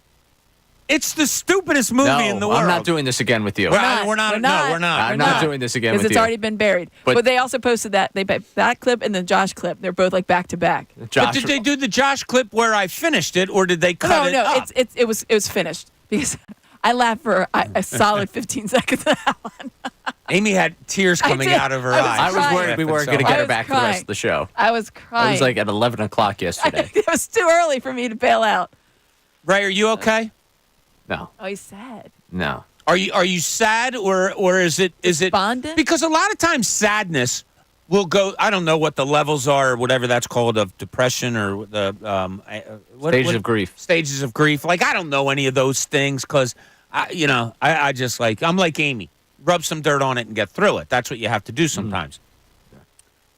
Will your sadness grow into frustration? Grow into maybe even frustration?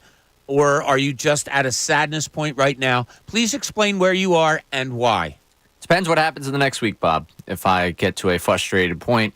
But last night, I was sitting on my couch, and I'll be honest with you, I'd finished a movie that I had started a couple days ago, and I was bored, couldn't fall asleep, so I was like, I'll just flip on Moneyball for the 1,000th time. So I was watching Moneyball, and it was around 12:30 or so, and we're at the part where they just start winning games. I'm like, hey, good for old Billy Bean. I'm really happy for the guy. And then real-life baseball happened, and I got a text saying, did you see the Rosarena news? And I was like, what? What news? And if it didn't pop up on my phone, that means it didn't happen with the Phillies. Right. So immediately I'm already disappointed. I saw the return for Rosarena. I became incredibly disappointed. And I just sit there. I'm looking at what could have been. I was thinking, it's one of those moves where I had slowly started to get myself to, I really, really want a Rosarena. But I didn't realize how much I wanted Rosarena until I didn't get a Rosarena. When I look at him, look at the player. I didn't realize how much I loved her until she moved away. It's exactly it with the Rosarena. The guy in his career as a .917 OPS against lefties. Whether or not he probably ends up just being the starting left fielder for you anyways. If you want to on the other side of the platoon, that's a beautiful right-handed side of the platoon. 289 in his career against lefties with a 376 on base percentage. And this season, he had an awful start to the season. Yeah, he's only hitting 211 right now. Yeah, disastrous start to the season. Since the beginning of June, he's hitting 284 with a 397 on base percentage, 903 OPS. He's gotten scorching hot over the last 2 months. And that's been more the player he's been in his career versus not. So I'd like to believe the first 2 months of this year is probably an overreaction, probably not what he is. I did not realize how much I wanted Randy Rosarena until I found out he was being sent to Seattle. Yeah. Well, at least he's going to the American League. Or he's not. Doesn't do much for me. He's not. I'm trying to help you out. It doesn't do much for me. I see you reading those numbers, and I see the tears welling up. Yeah, because he kept I'm trying to help you. 211 this could year. have been. I know he's batted well lately, but he's going to What's his return to his postseason? No, form. he's What's not. his postseason? Oh, you mean like the postseason where he was a star? Why are you doing this? You mean like he's played in the postseason? Like we've seen him be a bright lights player I know. before? We saw him emerge onto the scene that's as what a got rookie? me. Yeah. That's what got me. Yeah. So I'm going to be honest with you. I'm hurting a little bit today. And when it happened last night, it was one of those, what a stupid sport. I turned off the movie and I went to bed. Oh, and you went to bed with that? No, you got to get like a better positive. No. Oh, no. It was a frustrating end of the night last night. I'm genuinely disappointed. Like, I know that ultimately we have a few more days here. We're going to the 31st. Like, there's still time so I'm not going to say, wow, how could you not do it? There could be something better that I'm just sitting here, complaining because I'm an idiot. But for this moment right now, I'm sad he's not a Philly, and I'm a little disappointed because I look at the return the Mariners did, and I'm like, oh, probably could have matched something like that. 7th and 21st prospect? Or yeah, 7th depending on your 14th list. or You're not going something, top 5 for either of them. Some people have both of them outside the top 10. Like, and you've won deals with the Rays recently. Like, you've been good, and you're dealing with the Rays. You used to be you couldn't trade with the Rays because you'd be able to figure it out. Dombrowski has won over that group. Yeah. Christopher Sanchez, Alvarado. Like, we've seen Rays come here and be successful. Or Rosarena. I know. I'm really sorry. Do you see this turning into something more than sadness, Aim? Right now it's sadness. No, you know what? It'll turn on whatever July 29th, 30th, whatever day it is when they make a move. Oh, okay. I thought When? you were going to the if. Okay. When they make a move, then Ray will be fine. He'll have some lingering sadness. And then the sadness will rear its head if Randy does something that Ray doesn't like is successful. He will not enjoy it. And then it'll come back, maybe next year. But I feel like you will be able to get over your sadness when the Phillies make a move. Correct. Yeah, there's still a path for the Phillies to have me not be disappointed come August 1st. But the spectrum of emotions that you have shown so far in this show today, it's Bailey. It's really quite amazing. I mean, that was a lot. Yeah. So I liked it. I love it. I love the fire. It's starting to turn to worry, though, because are you okay? You're up, you're down, you're in the middle, you're sad, you're crying, you're happy.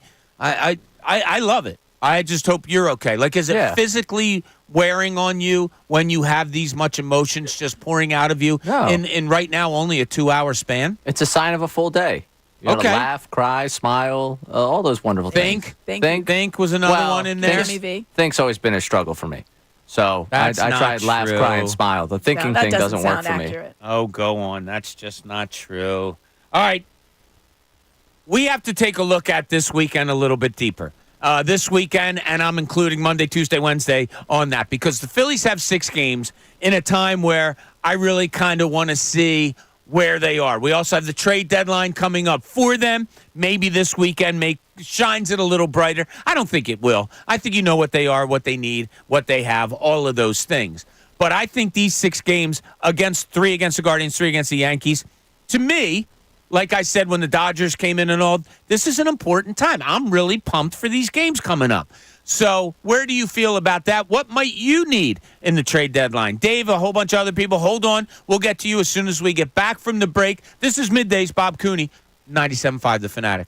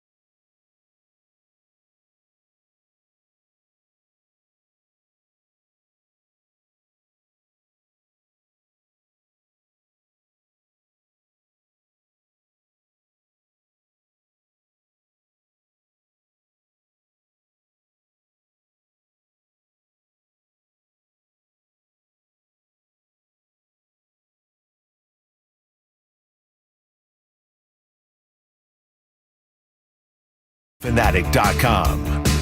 Noon o'clock here on the Midday Show. Hope you're having a great Friday as we lead you into the weekend, which we always love and adore. We have something special coming up in just a second. I'm going to get to Dave from Bensalem here, but we have a special scouting report coming up, which I think you're all going to want to hear. It will probably shed a lot of light into some questions you may have had through the year since he's been here. Dave and Bensalem, you're on 97.5 The Fanatic. What's up, Dave?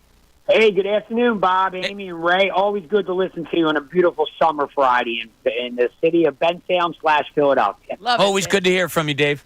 Great to hear from you guys. Great conversation today. Want to touch base real quick, obviously. Bob, needless to say, this homestand coming up is very important. My opinion is they got to go at least 4-2 on this homestand. I need 5. All right, I would take 4-2. 5. Without a doubt, because after that, they go on a 10-game road trip, and who knows what's going to happen when they get out west. You know what I mean? It gets tough. I mean, this is hard. You got the Guardians here, the Yankees here. Then you go out west for 3 series. It goes somebody, Seattle. and then the Diamondbacks. Seattle, right. Dodgers. Seattle, the Dodgers, and the Diamondbacks. Yeah. And one more quick thing. Cannot wait to hear Travis on the show. I think that's a great signing. I think he's definitely a cornerstone for this Philadelphia Flyers team going forward in the future. Somebody I'd always want on my team, Dave. I agree with you, and thanks so much for the call. What people are just going to question is it a big contract? No, it doesn't seem too big. It's long, 8 years. I think Konecny's a guy that I always want a guy like that on my team. Been on the team for 8 years. You're looking at 400 points, 170 something. I mean, yeah, he was. I'll take him. Yeah, 68 points last. Let's go. Yeah, let's go. The most consistent performer for them over the last 6 years. Now, that's a great scouting report you just gave. Most consistent player for them for 6 years. Now, Ricky Patalico has jumped in to join us. Ricky, how are you today? Good afternoon. Yeah, Yes. it is afternoon. Good afternoon. 12:04. So, speaking of scouting reports, now, last night you were at the Trap Tavern. I was. It was awesome. It was packed. I heard you got a rousing ovation when you walked in. Yeah, a lot of people there. Ray's family. I met his mom, his dad, his brother. I looked. That's definitely your brother. Yeah. Definitely your brother. Uh-huh. So I met his family. Nice people. Good people. Of course. It was packed. Good. There's no doubt about it. I've been up there. I've done shows up there. It's so much fun. It was a good time. Yeah. That's all I could tell you. I wish I could have been up there to join you. But you got a scouting report. Now, someone sat down with you and talked to you about said Ray Dunn? Yes. I believe it was his coach from when he was I'm going to say mid-teens. Is that fair? Yeah. Yeah, mid-teens. Ray was a pretty good athlete, by the way. What sport are we talking? We're talking baseball right now. Oh, really? Wow. Right now, we're talking baseball. Apparently, he had a little crouch down swing that he used to use, but he was good. He was not a bad athlete whatsoever. And I said, "Come on, are you serious?" He's like, "No, I'm not kidding you." He said, "What was his name?" It's Coach Smith. Coach Smith. He was very high on Ray as a ball player. All right. Let's now. You're an optimistic. You're a nice guy. If somebody comes up to me and goes, "Yeah, Ray wasn't a bad athlete," if it's said like that, I'm like, "Oh, okay, you're trying to be nice." But this guy was more like Ray was a good athlete. He started going into what his swing looked like and everything. Oh, yeah, Are you right-handed hitter or left-handed? Right-handed. Right-handed hitter. Okay. Yeah, because the crouch was righty. He showed me the crouch. I even showed you his stance. You got an example? I got We an got the full example. report. Yeah. Wow. This is a very extensive report. That the guy could play a little bit. Wait, I wasn't shocked because I'm not like Connor that thinks everybody else is a bad athlete. No. you And wouldn't. Ray is self-deprecating as far as his athleticism goes. Well, Ray gets crushed by Tom and Connor, those jokes. Yeah, they're jokes. I mean, I stick up for the little guy. Yeah. I need to know is the crap. Even though he buried. By the way, even though he buried me a couple weeks ago on Twitter, that was and a I wasn't mistake. even here. That was a mistake. He Yeah, apologized. I was set up for that one. Yeah. I was set up to fail. But I need to know, is the crouch stance, does that come back with the clown ballers in softball? I'm a little more standing up nowadays. He's looking for a little bit more power A little now. more power Yeah. now He's looking than for a when he little was bit like more 13. Right. He's back footing in Well, softball. I can't see him being a home run. You weren't a home run hitter. No. Gap to gap type guy. Run I'm the looking bases. at, I think you're probably saying, I look at Ray, like when we were younger, and I say second baseman hitting 6th or 7th. I think you hit higher, didn't you? I did. Yeah. For that team specifically, I was like a 2-hole hitter. Yeah. wow. You hit higher. Yeah. cool. Yeah. I don't remember Yeah. hearing 6 or 7 in that Which is where he line. should have been. Did we hear For the anything about his Clown fielding? No, you didn't really say much about your fielding. No, we were rehashing old times without you. Were you- yeah, were all you over right the field? field. All over the field. All over the field. Yeah, there was but a time I played first. I was pretty Wow. impressed that somebody had a good thing to say about him and his athletic ability. It was good. See, there it is. Because, like yeah, I specifically the athletic ability. Don't be surprised there was someone that had something nice to say. Let me ask all of you something. Have you ever heard from any of Connor's coaches? No. Or is he just the guy that plays softball for the job he's in? He You know what I plays softball, and he's a sub on that softball team. How are you a sub? Like, I think everybody bats. He said, I'm just a setup Wait, guy. Like, everybody bats? I get on base for the other guys to rake me in, so I just run the base. Like, he's not an integral part of that team, I would say. I would say he's the jackrabbit that the bigger guys on the team are like, yeah, Connor, get on base.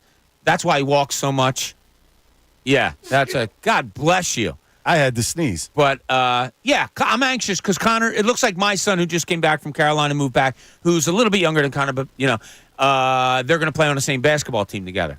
Really? Oh, so you can give us you like gotta- oh. you're I going might have have a to good drift update. to the gym and see, what's going on. This is going to be Connor's good. the type of guy that Because he talks. Bob knows basketball. He knows it, and especially like high school level and that stuff. I know Bob. Yeah, so I'll get a scouting report. Connor's the type of guy too. Like he talks about his golf game all the time now.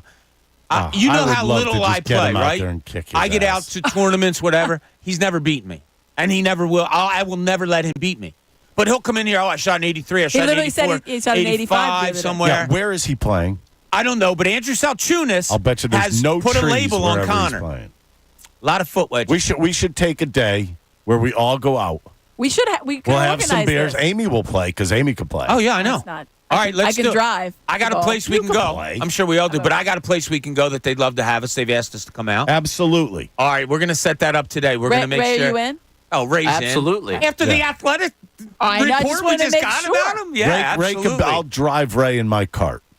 Nice. Oh. All right, there you go. You're also going There to you drive for me because Yeah, it was we'll we'll do a scramble. We'll do a scramble. We'll do a All scramble. right, we'll have some fun. What do you got coming up today? We got a lot of Phillies talk today. Yeah. I mean, let's Big face series. it. Huge series. It's not just a series. I mean, it's a huge you're month. talking 5 straight series where they're going to have to stand up straight because if they don't, this could injure them in the long run. And this is a team that we all expect to be in the World Series to do some damage. I know it's hard to say win the World Series, so I don't even go there. No, but not yet. I mean, it is kind of World Series get there or bust. I mean, last year let's face it, they hurt themselves last year. Sure. And this year, Fair. now they put themselves in a really good spot.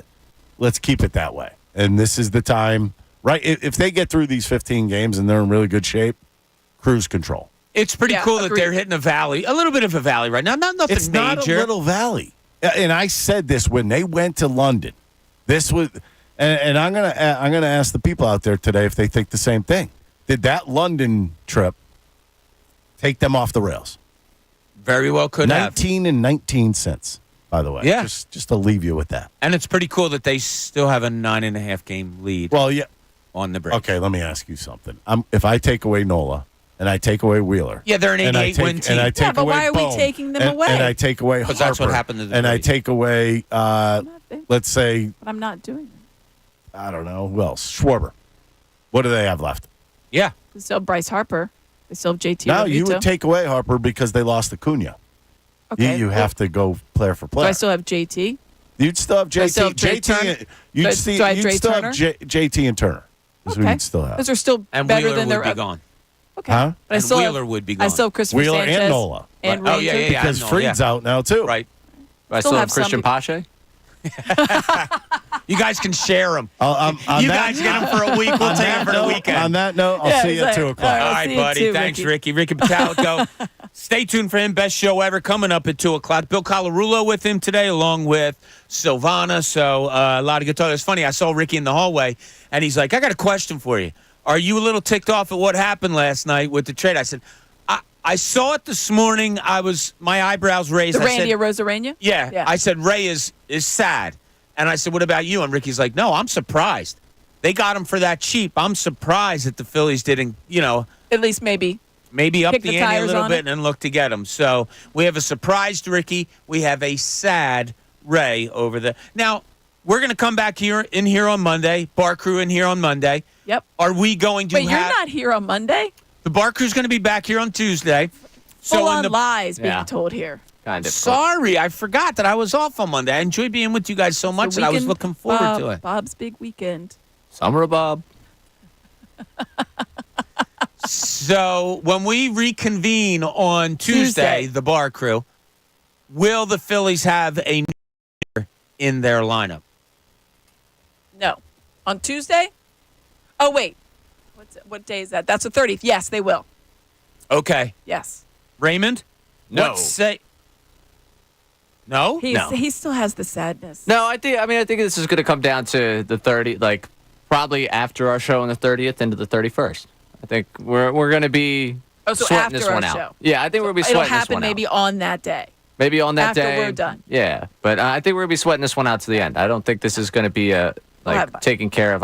Now I say this, I'm just assuming that within the next 30 minutes it's going to be taken care of because I'm saying that I don't think it's going to be taken care of for a couple days. But I think they're probably kicking the tires on a lot right now because there's a lot of different ways this can go. I mean, there's a lot of different names, obviously, that have been thrown out there. And what do you really think you need? I think collectively as a group here, and I don't want to speak for both of you, but I think we're all cool with the platoon mate and back-end bullpen arm. I need a right-handed outfield bat. Yeah. And another arm in the pen. Like that, I don't know what else. I need a right-handed outfield bat. I wouldn't mind another bullpen arm. I get it. I got to flip that. No, I know. Flip that. Oh, go ahead. I need another bullpen arm. Oh, you and I are opposite. I'd really like to have a right-handed. Really. I'm not going to say I love you, but I really like you. Yeah. I like you. Yeah. But I'd really like to have that as a right-handed outfield bat, but I need another. You both are being far too kind to Dave Dombrowski and crew. I need both. Okay. You go out and get both on this one. They're both on the shopping list. You need to get both. But if you only get one, what would you rather have? You only get one. If you only get one. If I only get one, I'd rather the right-handed bat. All right. But that is to say that if we come back here, we're all hanging out here on whatever Thursday it is of next week, and it's like, hey, yeah, so they only got a bat. I'll be honest with you. I'll be sitting here like, all right, I like it's basically okay, pressure's dialed up on you, Alvarado, you, Soto, you know, like that's going to be the mindset I'll be in of, okay, I'm okay with what these guys can be. Now the pressure's on them to go be that. When Alvarado struggles, who do you think of now? I think of our lovely lady. No. Well, he's also struggling. Oh, yeah. Another although they wound save. up winning that game, but yeah. Yeah, of course, everybody in Philadelphia is like, oh, yeah, don't say. Yeah. Wheels falling off. I think about our caller that called in. She was the first time, what was it? Yeah. Vicky. I forget her I name. can't remember. Yeah. And I remember thinking, like, no, just breathe. Every time he comes in, she was like hyperventilating. She couldn't even watch. And now I'm like borderline her now. When he comes in, I'm like, yeah. Well, he is the guy. It wasn't that way. It was like 2 months ago. He and Soto are the guys that conjure up those feelings in you. When they're not going well, it goes badly. Soto, I feel like I have a 50-50 chance. Right now, I feel like I have like a 90-10 chance. Yeah. Not in a good way with Alvarado. He hits somebody and then throws one to the backstop. Like, that's horrible Soto? to me. Yeah. So I'm sorry, Soto, yeah. Like, that's just horrible to me. All right, real quick before we get to a phone call here. I look at you, too. It's Tuesday morning, okay? We're back. I'm back from my long weekend. Amy, what do you feel about the move the Phillies made? Oh, I feel great. Okay. I feel great about it. How do you feel about the moves the Phillies made over the weekend? I have no idea who it is. No, you don't. You have no idea. No. You're feeling right now of what your reaction's going to be because of what they do. Oh, I'll probably feel good. I assume that I am putting my faith here in Nebraska this one. I've got pretty good trust he's going to do something that I like. But I'll be honest, there is a world where it ends up of like, really? That was it? Yeah. But at least you have this record, this team to fall back on, which isn't a bad thing. Well, yeah, and I think I've talked to you about this before. Like, if you went in this organization and you built your dream 26 people that are in this organization. So, you know, if there's someone that you want from down in Lehigh Valley you want on this team or someone that's been injured that you want healthy and part of this right now, if you could put your 26 together, I think they have enough to do it. But with that said, I look at this season as like the kind of the perfect storm of the Dodgers aren't having Shohei pitch. The Braves have been so banged up. You're probably in the position of the best you're going to be to win a World Series. So if they don't do anything, it's not that I don't think this team's talented enough. It's that I would be disappointed in the fact that we just didn't keep pushing the chips in, because I'm at the point where I'm looking at this window of opportunity, this window of competing for the Phillies, and I do think we're at the apex. I think right here is the best shot you're going to get in this core. Can they build a core with Harper later on in this contract and, shuffle some pieces around? Sure. But right now, in terms of this core, the group that you brought together, starting in basically 2022, when you bring in Schwarber, when you bring in Castellanos, this to me is the apex of competing. Okay, fair enough. And I think a lot of people feel the exact same way you do. Frank in Philly, you're on 97.5. The Fanatic wants to talk little Phillies. What's up, Frank? What's going on there? How you doing? So what Ricky was saying, this 19-19 record, that's a bunch of BS, because I get the record, but Turner was out for just Turner missed 2 months. JT almost missed 2 months. Bryce missed 2 weeks. Like, we got guys injured too. Injuries happen in sports. I don't want to hear the Braves are injured. That's why they're not that good. I'm tired of this nonsense. Phillies were injured the past 2 years without Bryce Harper, and what did? We got to the World Series, and we're 2 games away from going back to the World Series. So injuries happen. You're right. Okay. No panic mode. We're going to be okay. Yeah, and we're going to be okay. I don't think he was in a panic mode. I think, pointing it out. No, Ricky's been in a panic mode since London. He compared this to the Eagles traveling over somewhere last year, then they came back and they went on a slump. He's comparing it to the same exact thing, and I don't like that. All right, we'll give Ricky a call on the best show ever. Let him know, because I'm not going to answer for Ricky here. Valid point, I thought. 19-19. Look, injuries are going to happen, as we all know. Yeah, they happened to the Braves. They've happened to the Phillies. Whatever. The coming back from a London trip is real. Baseball has proven it. It's evidence hard. has been there the last couple times. Right. How long it lasts, that is. And to Frank's point, okay, maybe that is on the team. Get over it now. You've been back a while. Trey Turner is back. JT Realmuto just back. There's the ebbs and flows of baseball kind of right there in front of you. So I really think Ricky makes a great point. I mean, think about that. You have Guardians, Yankees coming in. I'm pumped for that.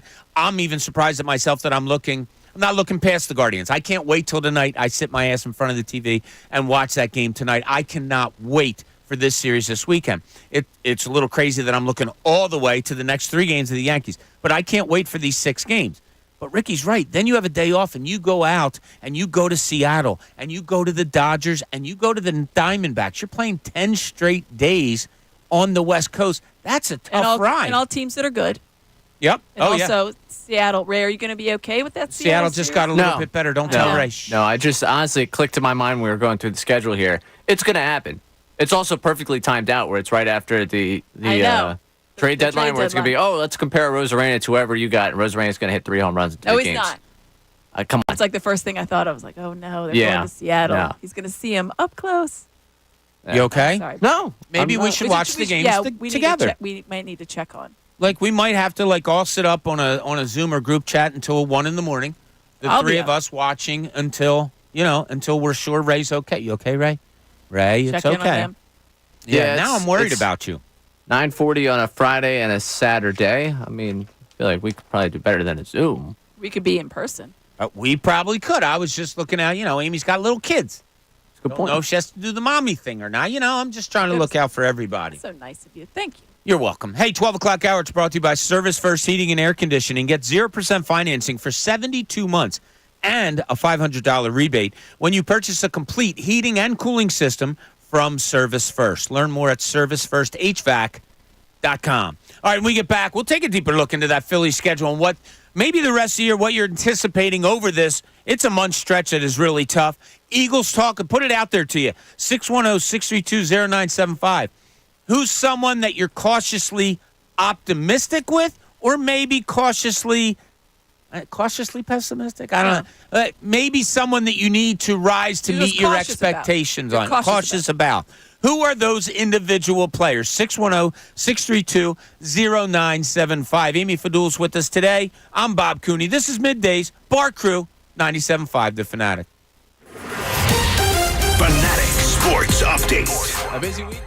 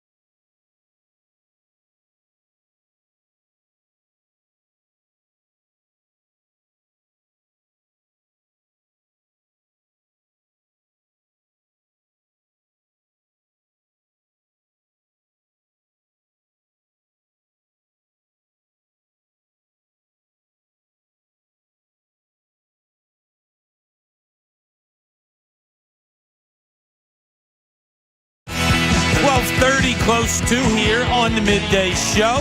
So glad you're with us today. Hope you're having a great day. Looks like it's a beautiful one out there. So any outdoor activities you have going on is awesome. Amy and Ray, you can only ask yes or no questions on this. Okay? You take turns. Ray, you're going to go first. It is someone's 81st birthday today. You can ask yes or no questions, or you can answer with an answer. But I'll let you know if it is. Ray, you go first. Yes or no question. Someone's 81 today. Former athlete. No. A parent of a former athlete. No. Former coach. No. A person in Philadelphia. Nope. Singer. Yes. Bruce Springsteen. No. Yeah. I did it only for the reaction. I know he's not 81. Classic rock. Yes. Have you seen this person in concert? No. Do you want to see this person in concert? Yes. Is this person a female? No.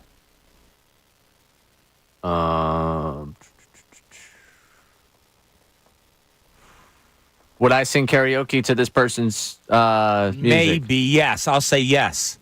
Is this person a solo artist or a band? That's not a yes or no question. Is this person in a band? Yes. All right. Well, I'm in a lot of trouble here. Yeah, We're going sorry. classic rock and 81 years old. That was in a band. All right. Give me. Is it the person from London? Yes. Is it Roger Daltrey? No. Is it Robert Plant? No. More obvious. Is it Dave? No. He's... So you get out of there. You stop cheating. Hey, we've got news. So you might want to. Okay, Mick Jagger. Never mind, Mick Jagger. Yeah. Okay. Right. Whoop. Oh. Now, I thought you were breaking sports news from 97.5 The Fanatic and 97.5thefanatic.com. So, wow. Okay. So the Phillies just tweeted this one out. The Phillies have acquired Austin Hayes from the Baltimore Orioles in exchange for right-hand pitcher Sir Anthony Dominguez and outfielder Christian Pache. Hayes will wear number 9. What? Give me a famous number 9 Philly. Dominic Brown. Von Hayes. That's a huge move. Whoa. Austin Ricky Hayes. is dancing in the hallways as we speak. Move. Huge move. When you said Austin, I didn't know who you were going to say. When you said Austin Hayes. Wow. So that's a little unorthodox. Why do you say unorthodox? I just want to get your initial reaction. Pair of major leaguers for another major leaguer. Yeah, you don't see that a lot. That's No, not that's true. exactly through two teams that are right now in the thick of it on either side. Yeah? 29 years old. So far this year, 157 at bats, hitting 255, 3 home runs, 14 RBI. If you go through his career, a guy in the thick of things. 22, 16 home runs in the 3 previous seasons with around 500 at bats, 71, 60, 67 RBI. Not a stolen base guy. Strikes out a little bit, probably more than a little bit. That right-handed bat. Yeah, here's what you're looking at. This year against left-handed pitching, hitting 328 with a 394 OBP and 894 OPS. That's what he's here to do. He's officially the other side of the platoon. What are the other? Yeah. So what are the chances they get another outfielder? You think? Oh, how confident are they in Rojas? You did not give up anything in the farm for this. No, but now you're definitely getting another bullpen arm. 100%. Trading away away from Anthony. Wait, did you say another outfit or another bullpen arm? Oh no, they're definitely getting a bullpen arm. I think they might get another. Really? Yeah. Huh. I think know. this just ties it up. Pache, that was a waste of life. He was just. Well, that's aggressive. Waste of a life. roster spot. Wow. Waste of a baseball life, I meant to say. I didn't mean that. Yeah. I'm sorry. He's not a major leaguer. So, okay. Goodbye. Major league outfielder, maybe even an above average major league outfielder. The Orioles they just obviously wanted Sir Anthony. They might have wanted Sir Anthony. They watched Craig Kimbrell yesterday. They're like, well, let's see if we can find another righty that. The Phillies used to have. Yeah. I think for them, they might be looking at their outfield situation. They're probably looking at what they've got. Like, they have so many different ways they can go about putting together a lineup every single day. And, like, I think what they look at their farm system probably of, like, hey, who are we moving around here? Who's the odd man out? I feel like Austin Hayes was kind of one of the odd men out for this group. And they're saying, all right, if we can flip him somewhere else to try and get something to help the back end of our bullpen, let's try it out. His contract signed through 2024. 1 year, $6.3 million. It's a rental. No, he'll still be arbitration eligible in 2025. He'll still be around, so okay. they have control all right. of him. He'll hit free agency in 2026. Okay. Right, yeah. So, all right, Austin Hayes, 5'11", 200 pounds. Looks like your new platoon left fielder for the Philadelphia Phillies. All right, the fact that Ricky was jumping up and down and pumping the arms, going past our window. We'll have to listen at 2:00, but I think the move for you was that Pache was gone. That's where your joy came from. Yeah, it does. The joy for me also is, okay, Sir Anthony, had your time run here? Yeah, it looks like it had. Remember when he was like untouchable? And rightfully so. Like before before they messed up, and I don't want to say anybody messed up. It took too long to figure out what they were going to do with his surgery. I don't know why it did, and it played out and waited too long, and God forbid if that cost him some time at being a really good pitcher, and maybe he rounds back into form. You didn't give up any prospects. Yeah, I think you gave up a pitcher that we have doubts about, and a guy that, in my book, doesn't belong in Major League Baseball. Yeah, I think this is a win-win. Yeah, absolutely. And give us the splits again, once again, Ray, if you could. That's why I was kind of delaying on there. You gobbled up the splits. What do you got? Austin Hayes, right-handed hitter against lefties. Yeah, so this year against lefties, 328 average, 394 OBP, 500 slugging percentage. So his career against lefty, he's been good as well. 272, 328, and 463. That's the slash line for you. So, I mean, we're going to get the whole, he was an all-star last year. I would remind you, Whit Merrifield was also an all-star last year. So why are you like that? I'm just saying, like, because when we build some of these things up. We just had joy. Yeah, we do have joy. The dude's good. He's not Whit Merrifield. But all I'm saying for you is to temper your expectations on it. I think he's going to be good. He's going to be a good right-handed side of the platoon. I think when we talk about creating in the aggregate the left fielder that hits 300, you've got that because you got a guy that's going to hit 300 against lefties, and you've got Marsh who's going to hit 300 probably against righties. So you've got a good left field situation. But if you're looking, you were always looking for the thumper. You were looking for some more power. I don't think that's where you're getting in this move. You brought up Whit Merrifield. Yeah. I did. I'm just saying because people are going to look at, he's an all-star last year. I just want some of the things we'll start to throw out about him. Let them have joy in that. But just have joy in the reason that he's here. Okay. You didn't have to do that. Didn't. Okay, I'm sorry. I like the guy. I actually have an Austin Hayes Orioles jersey that I will be rocking when we come back next week. So another Hayes is going to wear number 9. Maybe we're going to see all those, although different spelling. Von Hayes was Hayes. He is Hays. Last year in his All-Star year, 520 at bats, 143 hits. 36 doubles. I like that. 16 home runs, 67 RBI, hit 275 last year, did Austin Hayes. So that's what's coming here to Philadelphia. Bob Nightingale, on his tweet about it, said the trade is a great fit between these two contenders, addressing weaknesses. Yeah. Yeah. Obviously for the Orioles. All right, I'm looking at it because we've seen Christian Pache, we've seen Sir Anthony Dominguez this year. We're reading what Austin Hayes is and was. Yeah. I don't know. My first reaction, advantage Phillies. Yeah. Yeah. I think the Pache is going to cloud your judgment on the Orioles. Pache's probably going to get cut by the Orioles. They don't care. Get out of here. It was just like fine. They needed Sir Anthony. If you want to get the deal done, you take this guy as well. And there's question marks about Sir Anthony. Like, where is he? What is he?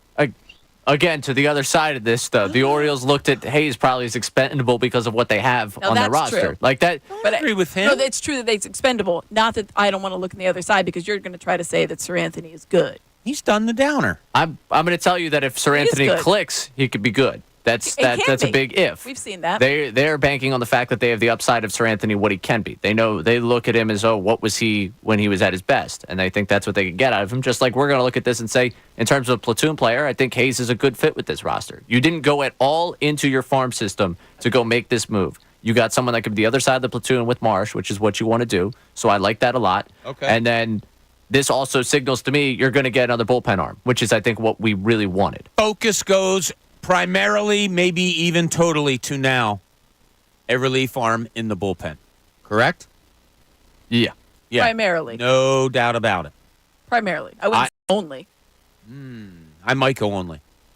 So the thing is, you didn't give up anything in terms of your farm system. You did not. No, If correct. you were looking at a center fielder, You would have to give up. I imagine would still be. This doesn't really preclude you from doing anything more if you want to address another bat. I'm not saying that that's the avenue they're going to take. I think it's a possibility for sure. I'm certainly, my eyes were kind of focused platoon mate and bullpen. Now, without going into your farm system to get the platoon mate, is there something bigger that could be on the horizon? Could be. Right-handed Could bat. be. Maybe it's just the first move. Probably just the first move. All right, when we get back, we'll look a little bit more into this. Look at defensively about Austin Hayes. Also, Phillies, Eagles, some more to come. This is Middays, 97.5 The Fanatic. Western One Sports presents this special update on the 2024 Summer Games.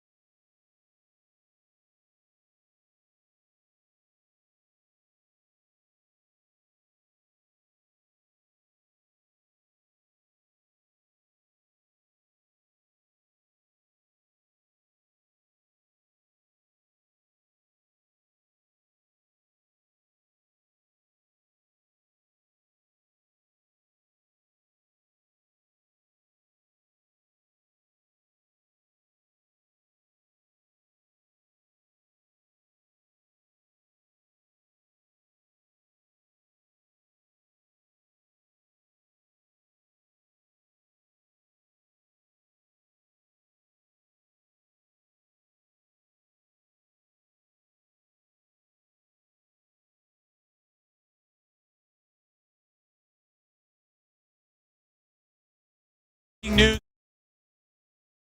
The Philadelphia Phillies have made a trade, subtracting Christian Pache and Sir Anthony Dominguez. Yes. They go over to the Baltimore Orioles. Outfielder Austin Hayes. He's added to your Philadelphia Phillies. What are the chances of anybody in this tri-state area having an Austin Hayes jersey? Well, no one has a jersey. Someone might have a jersey. Yeah, someone could. 1%. That'd be pretty cool. I'd be willing to give them FanFest tickets if they did. Well, luckily that person's going to be at FanFest regardless. Oh, okay, yeah. So, go ahead. I'll rock it on Monday.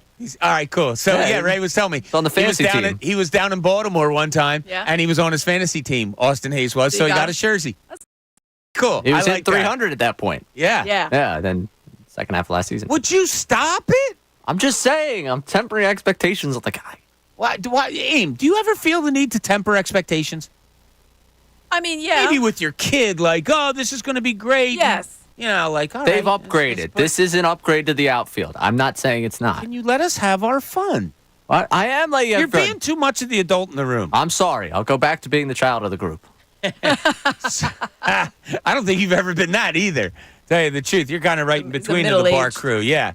But so I'll ask you, Ray, because you did have him on your fantasy team. I'm not going to lie. I do watch the Orioles because I like them. I have family down there in Baltimore, huge Orioles fans. I told you last year my brother-in-law had the honor of throwing out a first pitch in an Orioles game because he was a wildly successful high school baseball coach that retired, and they had him out and did a big day for him with the Orioles. I'm not going to pretend to know ins and outs of Austin Hayes. You do a little bit more. Simple thing. Bring him in, boom, right-handed. Brandon Marsh, you're out here. Left-handed pitcher. Austin Hayes, it's yours. Boom, that's simple. Forget about it? Yeah, pretty much. Yeah. Okay. That's how simple this is going to be. He's going to be the platoon mate. And like the book on it, it's funny. We had a running joke of people that I played fantasy baseball with. I had rostered both Austin Hayes and Taijuan Walker. And my teams, the first half of the season, benefited greatly from that. And towards the second half of the season, they taper off a little bit. There was a year ago where Hayes hit 314 the first half, he hit in the 220s in the second half. Year before that, he hit, I think it was 270 in the first half, ended up hitting like 220-something late in the second half. So he has had that happen before. Now, again, this is a different scenario because he's going to be matchup-based. He's not playing every day. He's going to be playing against left-handed pitching. That's what you're going to see from him. So I think this is a good move in terms of creating the left fielder that hits 300, that has an on-base of, like the 350, 360. Still a little light hitting in that corner outfield position, but it's an upgrade from, let's roll Pache out there, every day alongside or on the other side of this platoon, or rolling a Weston, much more proven commodity than a Weston Wilson on the other side of this platoon. So I like that. You got better in your roster, and the Orioles get to take a flyer on Sir Anthony Dominguez and see if they really like him. And I think that's, for them, this works out kind of both sides of, hey, both these teams had a need. You filled that need. And for the Phillies, you did not give up anything within this. With the Orioles are definitely looking at it the same way. If I'm a Baltimore fan right now, like, oh, wow, we got a bullpen arm and we gave up one of the expendable guys in this roster. Good for us because we still have all these prospects to go make a move. The Phillies, I love it because you didn't give up anything from the system, and now it tells me you're guaranteed to go out there and get a bullpen arm. And I like that for sure. So I'm looking through his defensive numbers here. He can also go over, this really doesn't matter, but he can also go over and play right field. Of course, we know Nick Castellanos, never leaves that spot. He's out there all the time. But he has played center field. A couple of handfuls of times he's gone over and played center field.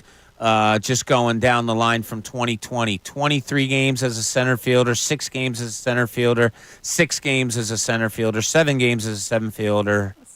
Yeah, not a whole lot. Not a whole lot, but The thought process on tempering expectations for me is that if you think this is someone that's going to take over in left and it's going to be a Rojas Marsh platoon in center, I think you're mistaken.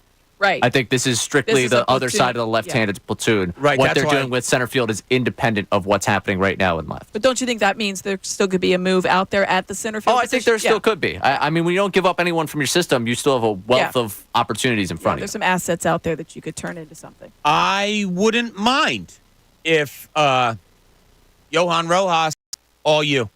This is all you. Look, we have our platoon in left field. You are going to be that defensive center fielder. Just me. our 9-hole hitter that hits 230, I'm okay. I'm okay with that.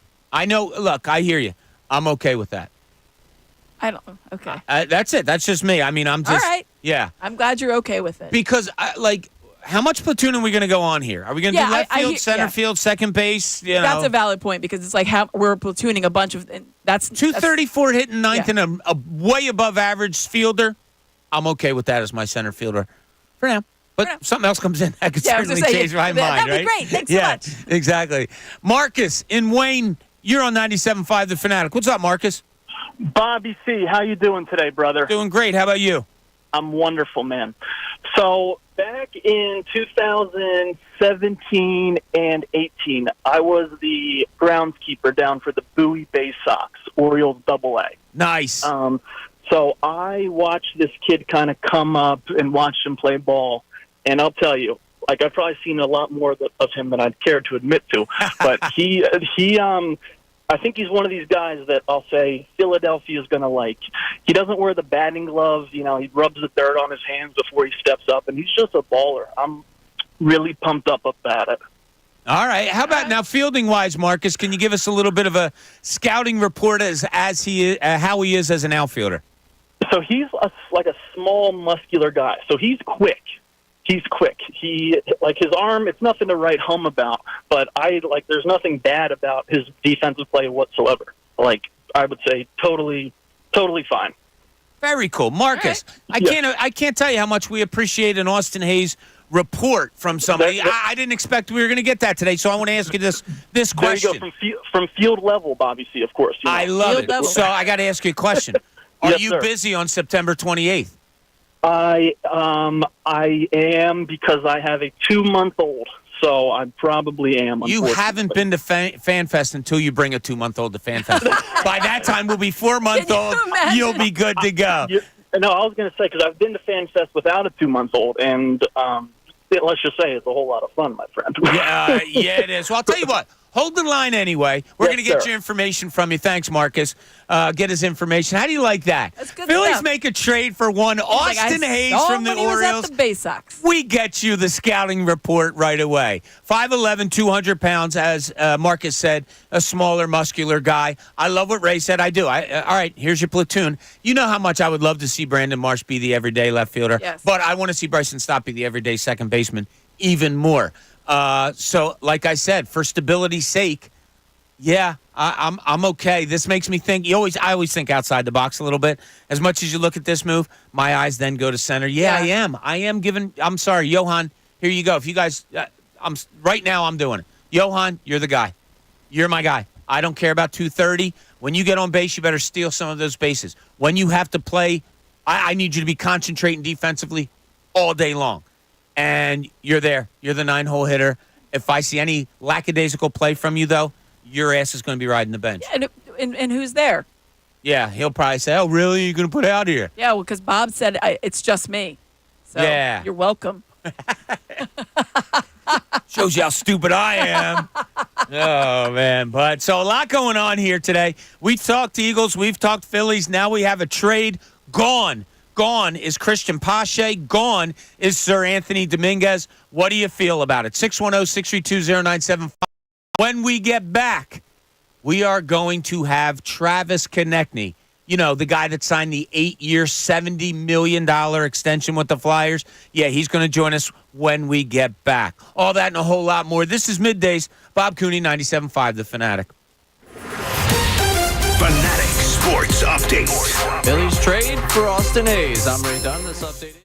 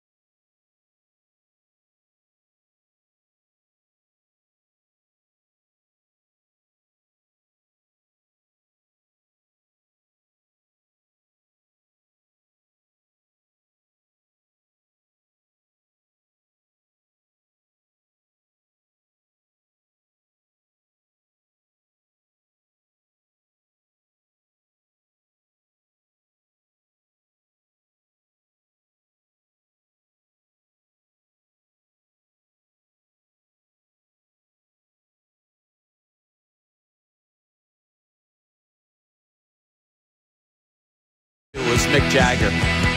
You said it. Kind of. I just, in case people didn't hear it. I thought Silvana was jumping in. She's showing Ray her phone. I'm like, stop cheating. And I'm yelling at her. And she's looking at me like, I don't even know what you're talking about. So the big news that Silvana brought into us, look at one show helping another. One big happy family here. Something goes on. They come into the bar crew and they say, hey, let's give you a hand. You owe Silvana a beer next time you can for doing that for us. Okay? Let's relax. She's got a lot to work back from tweeting from my account that I want Ben Simmons back. Ooh. Yeah. Let's relax on the whole I owe her a beer. Good. She owes you more still. Yeah, you're right. Yes, she still is in apologetic mode. I agree. All right, we're going to have Travis Konecny's going to call into us, so we're waiting on that. Once he does, we will get him on these airwaves. I had a question out there that I wanted to put to you guys because we have teams in different areas. Like when you look at the Flyers, up and coming, rebuild, all of that stuff, that's exciting. That's cool. Matvei Michkov is here. They just extended Travis Konecny also. So you're getting a lot of young, nice players. Owen Tippett, those guys. So you have nice players. That's fun. That's exciting. You look at the Philadelphia Eagles. Always big expectations with them. Down year last year, an offense that is just unbelievable. New coordinators. So your level of expectations, while brought down a little bit because of the ending last year, still really high. They're high. Your 76ers, they go out and get the biggest free agent that was out there. We see the team the way it's made up, all the little side pieces, for lack of a better term, that have been signed with the team. There's expectations there. Yes. Right? And now these Phillies, they're just so happen to be the best team in baseball. Is it World Series or bust? Like Ricky came in and said, I don't want to say that and all. So there's different levels of where we are with teams, although they're all high. Which one do you like being with the best? Do you like being it's pretty much championship or bust, Phillies. It's pretty much, I think they're up there that they can compete for a championship, Eagles. Looking forward to that. Is it, man, they haven't done it yet, but this could be it, but I'm not sure. At least they're really going after it, Sixers. Or is it, man, they got this really maybe organizational changing kid coming over. You have a young team, you're growing, the rebuild is here, Flyers. Out of the four of them, which do you like to follow the most, if I can take the team out of it almost? Yeah, you can't take the team out of it. No. Because, I mean, right now it's like, I want the best team that you can put out there. I want the best. I want the team that's doing the best, and that means obviously high expectations.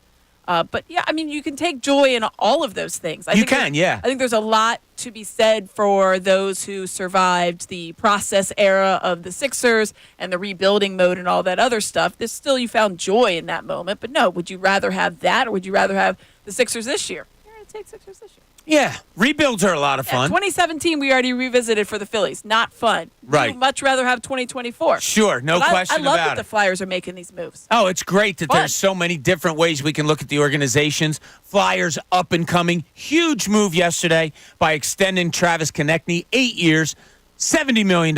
And he is joining us on the line right now. Travis, thanks so much for joining us. How you doing? Good, thanks. How are you? Doing great. Is it like excited? Is it a sigh of relief? Like, what is what was your reaction when you get this deal done that we announced yesterday while we were on the air? Yeah, I mean, obviously, I'm very excited. I think the excitement kind of hit me more when I knew that Danny and I had the same feelings about making sure I was staying a Flyer. So I've been excited, and it's just more a relief now that it's dealt with. What did you think, Travis, when Travis Sanheim was the one to quote unquote break the news? I mean, you had to have seen that. That's the first I saw it on Twitter first there. Yeah, I had kind of known about it. He was before even like reaching out to the Flyers media and setting it all up. He was teasing me that he was going to say something before, and I was like, please don't do anything stupid. But no, it ended up working out good. Yeah, I was glad he was part of it. But that has to kind of speak to the relationship I think that you guys have, and obviously this team has too.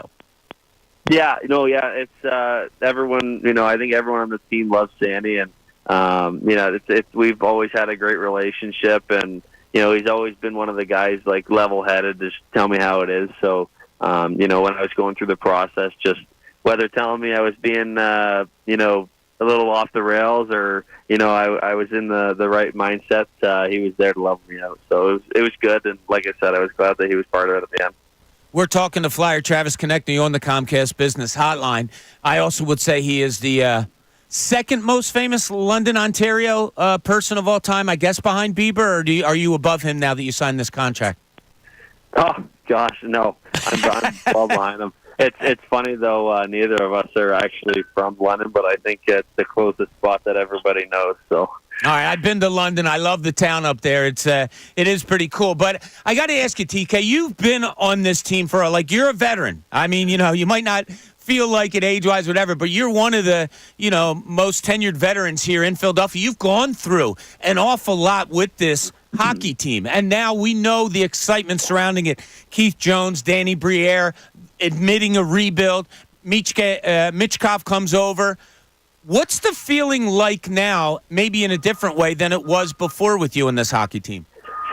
Yeah, I mean, I've been saying it for the last couple of years. It's an exciting time to be part of this organization. I mean, not even from a hockey standpoint, but just you can feel with ownership and the staff, everything, the way we're treated as players, the facilities that we have, that stuff's great. And then on top of it, the hockey's only getting better, and you can sense the players that they're bringing in, they have a good grasp on the guys that they want and the style of play, and it's all good direction. And I feel really good about it. We're all really excited. We're all on the same page, and we're eager to get back there. I can tell you that. I know you. The Matvei Michkov was the biggest news ahead of obviously your contract extension, him coming over, and I'm sure you saw some of the comments he made. Have you ever played with a player, one, like him, and what have you seen from him? I know you said that you've watched some of the YouTube clips like we all have, but he seems to be the real deal, even if it's untested at this level. Yeah, I mean, I play with some good players. I mean, I think when I came in, it was G and Jake. They were some pretty high end players in this league, and I have no doubt that this kid's going to be able to accomplish some of the things they did. But I don't like putting a ton of pressure on him. I know everyone's super excited about it. I hope he comes in and enjoys himself the first year, feels it out, and he feels confident, and he's ready to be part of the team for the long haul. And we'll all work with him with the growing pains, the good, the bad, and we'll be there to support him and just make sure he's confident. How much do you worry about that language barrier, if at all? He'll be okay. Yeah. I think, at the end of the day, hockey players are hockey players. He's going to think the game the same way as all the rest of us. Maybe not. He's just, from what I've been hearing, he's got a pretty high level of hockey sense, so maybe he's a little ahead of us on some things, but I think that it'll be all good, and I'm sure that the staff and all the players are going to be willing to work with him, and there's probably some guys in the locker room that can help him out as well. Travis, whenever anybody asks me about you on the Flyers, I always say this line, that he's a guy that I would want on my team no matter the sport. And I say that honestly. But I want to ask you, your game through the years, when somebody asked me to describe you, he's a pain in the ass who has a lot of talent that you're going to look at and say, you don't think he's going to do what he does, but then he does it. How has your game changed since you've been here with the Philadelphia Flyers? Yeah, I think kind of what you said there at the start. I knew, I had the ability to create offense, and I had, some different things to get under players' skin and try to be effective in different ways. And I think I've just found a way to kind of channel that into, making sure I'm just hard on pucks, use my energy in the right ways, and, try to be, kind of a leader in that way of working hard every night. And, I'm still growing, right? I'm still changing every year, so I still got a list of things that I want to implement in my game this year, and we just keep growing as a team. Yeah, expectations for you guys. You surprised, and we all know what happened, obviously, at the end of the last season, so I'm not going to rehash that. But the expectations, going from where you were, you surprised a lot of people from the outside looking in. But when we talked to you guys during the season, it didn't seem like that big of a surprise. Going into this year, can you kind of carry some of that same feeling? Because when talking with you guys last year, you all were like, we knew we had this in us.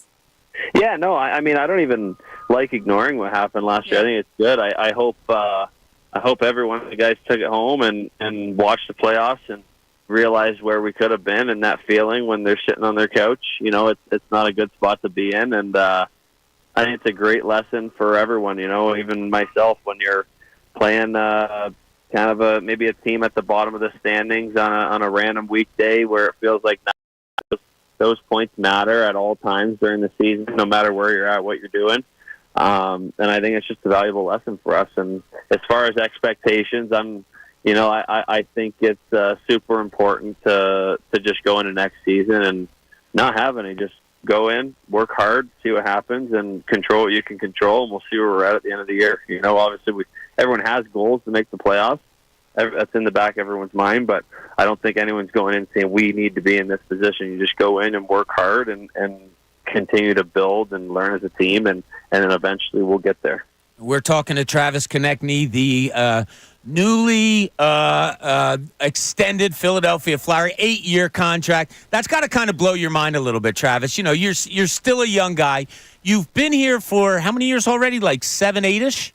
Yeah, I think this one, this will be my 9th year. Yeah. Can you imagine like a 16, 17-year career with one team? Like, that's got to blow your mind away a little bit. You know what? It's kind of how I envisioned it.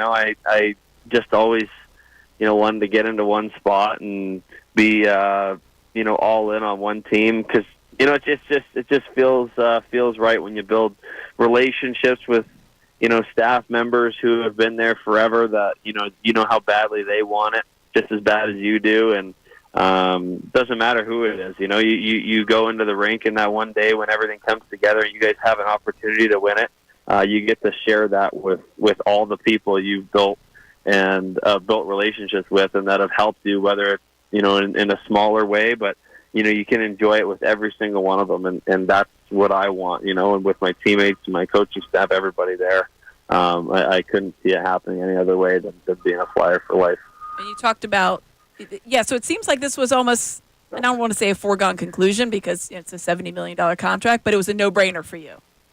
Yeah, I just, I had, obviously we'd had conversations as a family, and for us, when you just talk about things in Philly and the setup we have, and the people there, the relationships we have, we wanted to stay in Philly, and there's a reason that, I'm sure it's other places too, but I know there's a reason why when people retire, they always end up back near Philadelphia if they're going to stay in hockey, and it's a great spot to be. It's a town that wants to win with their sports, the best fans in the world, so there was no question for me. I do have to ask you about the Phillies, because I know you go to those games, and you. Oh yeah. I know you love the Phils. We're talking about them. They made a trade today as well. So how do you juggle Red October and the start of your season? Because it's a parallel. It's a problem that a lot of us have trying to watch the start of the Flyers in Red October. Oh no, I think it's great. I mean, it just kind of speaks to how I think I go about it. When I show up to the rink, I play my sport, I focus in, and I dial in for when I need to work. And then, when you go home, you can just be a dad, be a family man. You can enjoy the Phillies. You can do whatever you want on the outside. So it don't really affect. I just I go through camp and work hard when I'm at the rink. And then when I get an opportunity to go to a playoff game and enjoy that, I'm going to do so.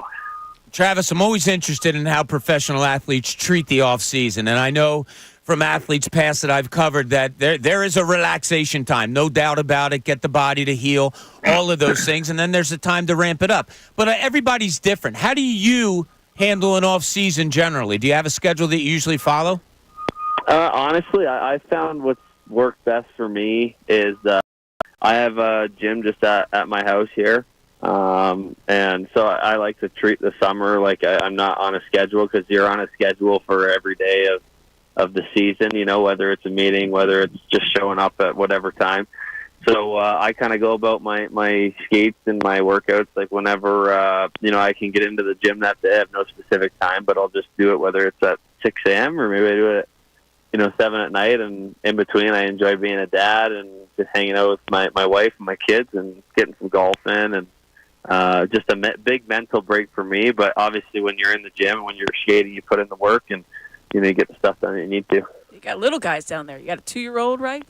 Or 1-year-old? I got a 1-year-old and a 3-year-old. Yep. There you go. 1 and 3. What are you waiting for? Let's go. Need some more there, No, yeah. Travis. I love that he's still out there playing golf, though. I love it. As a father of 4, I'm always encouraging people to have more kids to join the misery. He's crazy. You're good. Yeah. But You're good.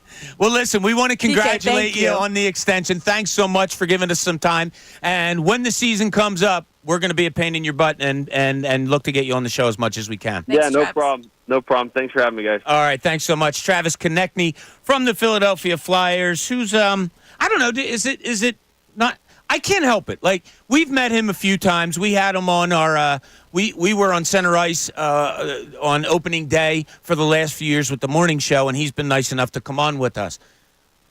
I don't know. If I say $70 million and look at Travis Konecny in the eye and go, yo, dude, $70 million.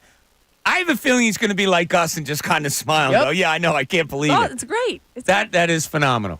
That's one thing I've found, and it's true for a lot of hockey players, but a lot of those guys are very down to earth. I don't know if it's the Canadian thing or just how they were raised or what, but it's just humility seems to be like number one up there. Maybe it's because, the Canadians tend to say sorry a lot, but I feel like they're just everyday people. So I think if you walked up to him and said, like, you made $70 million, like, yeah, isn't that awesome? Yeah. It is awesome.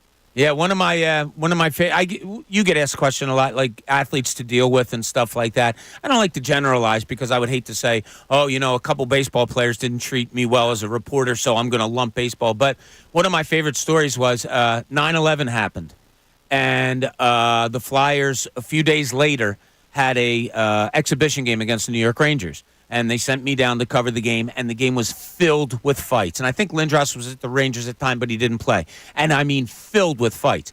After the second period, President Bush at the time gave a state of the country announcement following 9/11. Yeah. Players came out on the ice, and they were showing it on the Jumbotron, and Ed Snyder made the decision to do this. Put it on the Jumbotron, and the players came out, and when they would normally warm up, they just stopped and sat on the boards or sat on the bench and watched this 20-minute talk by the president of where our country was after this. And he got done, and you did not hear a pin drop in that arena. And I knew right then, I'm like, whoa, this is a big story. So I called the office. I said, look, this is changing from a normal preseason. This is something. They call off the game after the second period. Both players line up and shake hands, both teams. Shake hands like a playoff. Yeah. And they get done that. Go into the locker room, start talking to some players. I sit down with Rick Tocchet, get his reaction. And then Tocchet and I just start talking of he had young kids, I had young kids, of, man, what was it like for you? Where were your kids when this happened? And mine were at school, and he, ran home. And it got to be like, oh, man, Rick, I got to go, man. I got to go write this story. Point being, what hockey players are. Have conversation. For the most part. Yeah, they're just probably as down to earth as any professional athlete that you're going to see. So, big news today, and thanks to Travis Konecny for joining us. Big news today, Phillies make a trade. They bring in Austin Hayes from the Baltimore Orioles, an outfielder. Looks like it's going to be the platoon with Brandon Marsh in left field. He comes here. Sir Anthony Dominguez, gone. Christian Pache, gone. They're over in Baltimore. Ray didn't poo-poo it. He for some reason he liked it. For some reason, he brought up Whit Merrifield. Don't know why, but I think not that you have company. You like the trade. You like what it brought about. You were just telling people exactly what was what. I think the move is good because you upgraded your outfield and you did it at a very minimal cost. And you still have a lot of flexibility to go make another move. I'm just saying when I look at this move, I'm like, okay, you're going at the bullpen arm. The platoon looks good. Maybe it didn't smack me in the face the way I expected a move to. I think Austin Hayes was not necessarily on my radar of, wow, where are they going to go with this? I think this was a good move by Dombrowski because of the price and because you upgrade the team pretty much, I don't want to say for free, but for free. And I would also like to just put my hand up here and say, hey, thank you, Dave, for not listening to me. A number of times throughout this season when I wanted to DFA Christian Pache. You obviously knew what you were doing on that one. And that's my bad.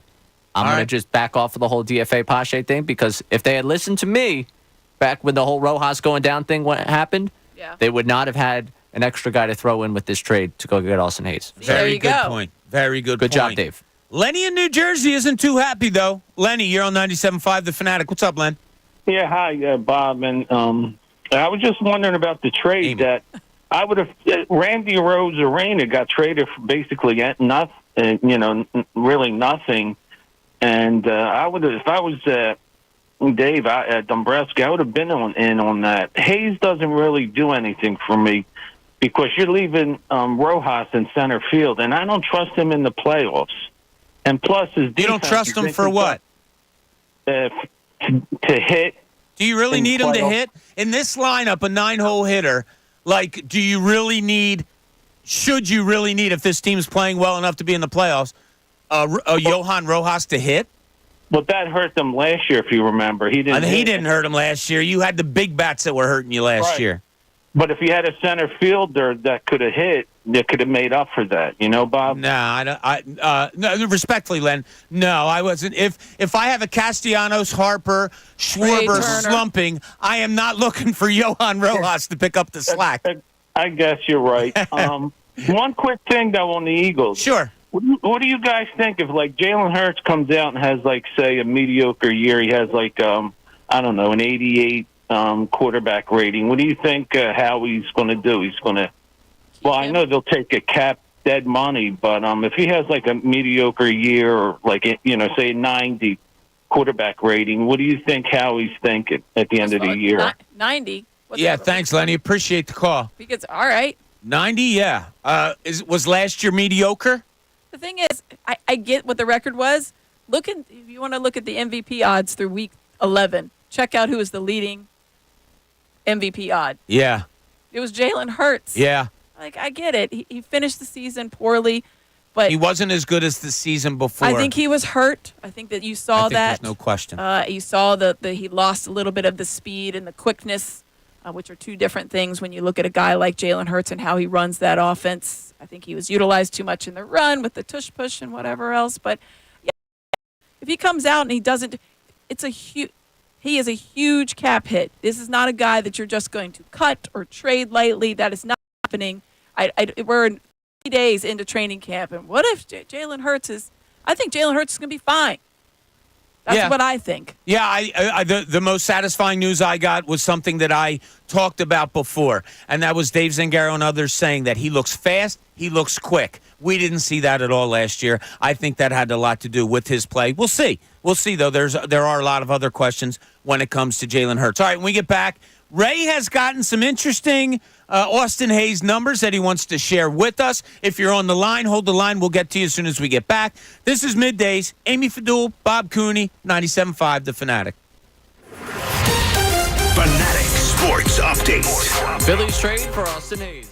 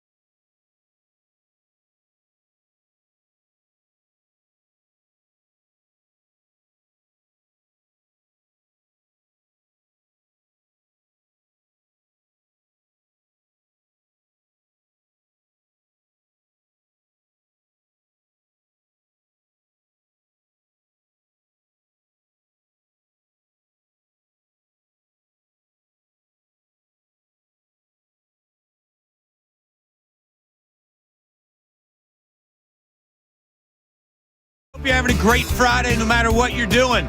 Driving in your car, listening, like my friend Mary Jane, although she says every time she gets in the car, we go to commercial. I'm sorry, Mary. Mayor, I swear to God, we don't do that on purpose. Sorry, so we're here for you. She just sent me a thing saying, Coon, I'm back in high school now. I'm playing REO Speedwagon because they're going to see them tonight. Yeah, so a couple pretty of like funny. Retro concerts. There is. Some of the people went to see Journey the other night. Journey, Def Leppard, Styx, Miller. this, that, the other. Yeah, so it's a little bit crazy. I have to let the people know there. We have seen a little bit behind the scenes. You've heard it a little bit on the airwaves today. We have run into Agitated Ray. Yes. Now, when he started talking Ben Lively, I noticed it before the show. Then he got on the show. I would say it was a good 2.5-minute little agitated tirade. It's a rant, yes. Pretty good? Rant, yes. Okay, where his face turned the Nantucket red, same color as his pants that he's wearing today. No whales on those pants, by the way. I went in to check. There's no whales, no sails. No. So he's good to go. I told him I wanted to get him an ascot if he really wanted to look like a sailor, and he didn't know what an ascot was. But that's okay. So then we saw a sad Ray. Sad because the Phillies didn't make the major trade last night. For Randy Arozarena. For Randy Arozarena. They did not make the trade last night, so he admitted sadness to that. Well, then now, just on that break that we had, I went in, and I was like, great. And he goes, oh, hold on. We're not doing this now. We're going to do something. Listen to me. This is how we go. Last week report is going to wait till next week because we don't have time for tomfoolery right now. No tomfoolery. The Phillies made a trade. They are the leading team in Major League Baseball. We are going to talk more about that. I was like, damn, dude, whatever you say. Like, I didn't even have a response. I was just like, emphatic. Okay. Now, there is an executive producer of this show who may reside in the same house as myself. Correct. I was told not even to discuss with her. This is his decision, and this is the way it's going to be. Now, she is a huge fan of Last Week Report. So I'm going to be anxious after the show. She's also a huge fan of Ray. Oh, there's no question. Bigger fan of Ray than anybody else on this show, I'll go out to say. Maybe not yours. Wow. But, ricochet shot. Yeah, right? So, no. I was saying that you are a favorite. Okay. I was trying to get me to be the one. Because that's usually your thing. So, Austin Hayes comes to the Philadelphia Phillies from the Baltimore Orioles. In case you haven't heard, the Phillies have shipped over Christian Pache and Sir Anthony Dominguez. Hayes comes in. He is a right-handed hitter, mostly a left fielder, has played a smidgen of center field, let's say. Smidgen of center. Also has played some right, but our right fielder's not going anywhere. It looks like he is just here straight platoon. He and Brandon Marsh, all-star last year where he started, ironically, in center field. But all-star starter last year, he comes over here. Now, Ray, before we get to a couple callers here, you have a couple of numbers and some texts on Austin Hayes? So numbers here, we're going to the Hall of Famer Jason Stark because he put this out, and this is a pretty interesting look outside of just, oh, yeah, that guy's only got 3 home runs this year. His hard hit percentage is the highest of his career, 5.4%.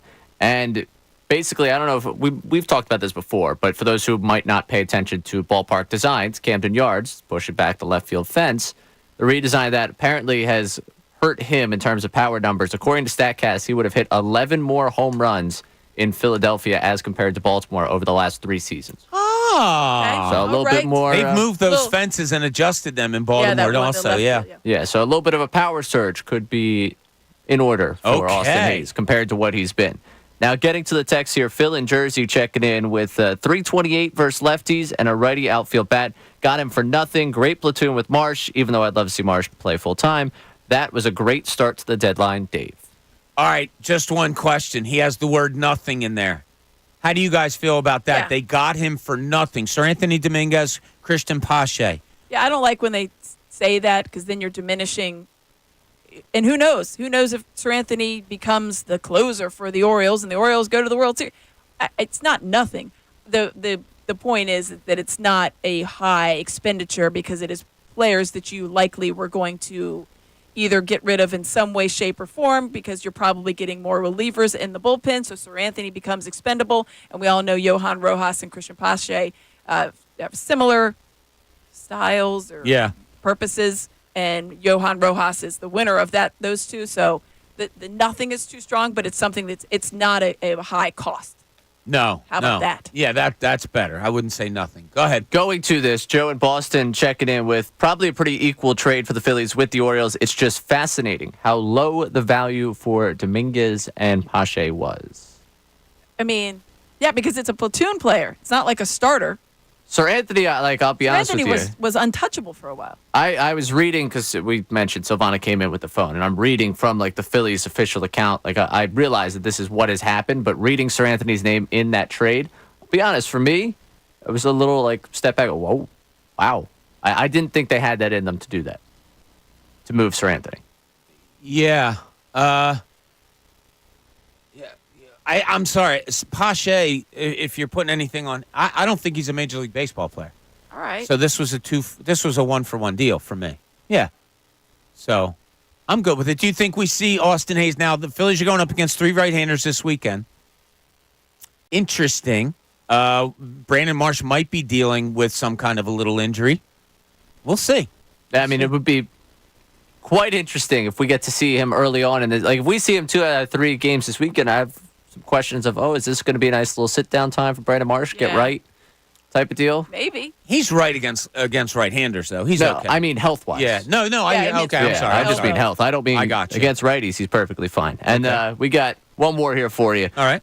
Rich from Harrisburg checking in to remind you that the 1993 Phillies platoon second base, right field, and left field made it to Game 6 of the World Series. Good. That was 30 years ago. Thanks. Cousin Ryan. Yeah. I'm sorry. It's more prevalent in the game, I think, today than it was then. Yeah, I just comparing teams from 30 years ago doesn't do much for me. It's just like if you want to, that's just how I feel. Okay, yeah. You platoon shortstop, left fielder, maybe right field, Eisenreichen, whoever. But yeah, okay. All right, they didn't win a World Series. I'm looking for a World Series. Cousin Ryan in Ardmore, you're on 97.5 The Fanatic. Ryan, what's up? Hey, Bob, I want to chime in. I was at that hockey game between the Flyers and the Rangers where they put the presidential address over the Jumbotron. That was wild, amazing. Wasn't it? Where were we back then? I guess it was that the Spectrum? No. It was the Wells Fargo. Because that opened in 90. That's right, late 90s. Yeah, okay. Yeah. But it was amazingly patriotic of both teams and the entire area, the venue.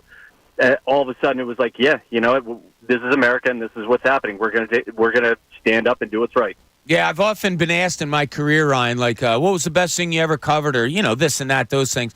That ranks up there. That story that I told earlier, that ranks up there. And the place going silent. Ed Snyder talking to us after the game and saying, "Yeah, we came to the decision where not only did they show it on the Jumbotron, but every screen throughout the arena, on the concourses, everywhere."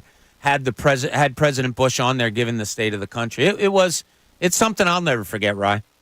Never. Yeah, exactly. Thanks for sharing that, Rye. Much appreciated. Hope you're having a great weekend. Real quick, let's go to Mitch in East Windsor. Mitch, you're on 97.5 The Fanatic. What's up, buddy?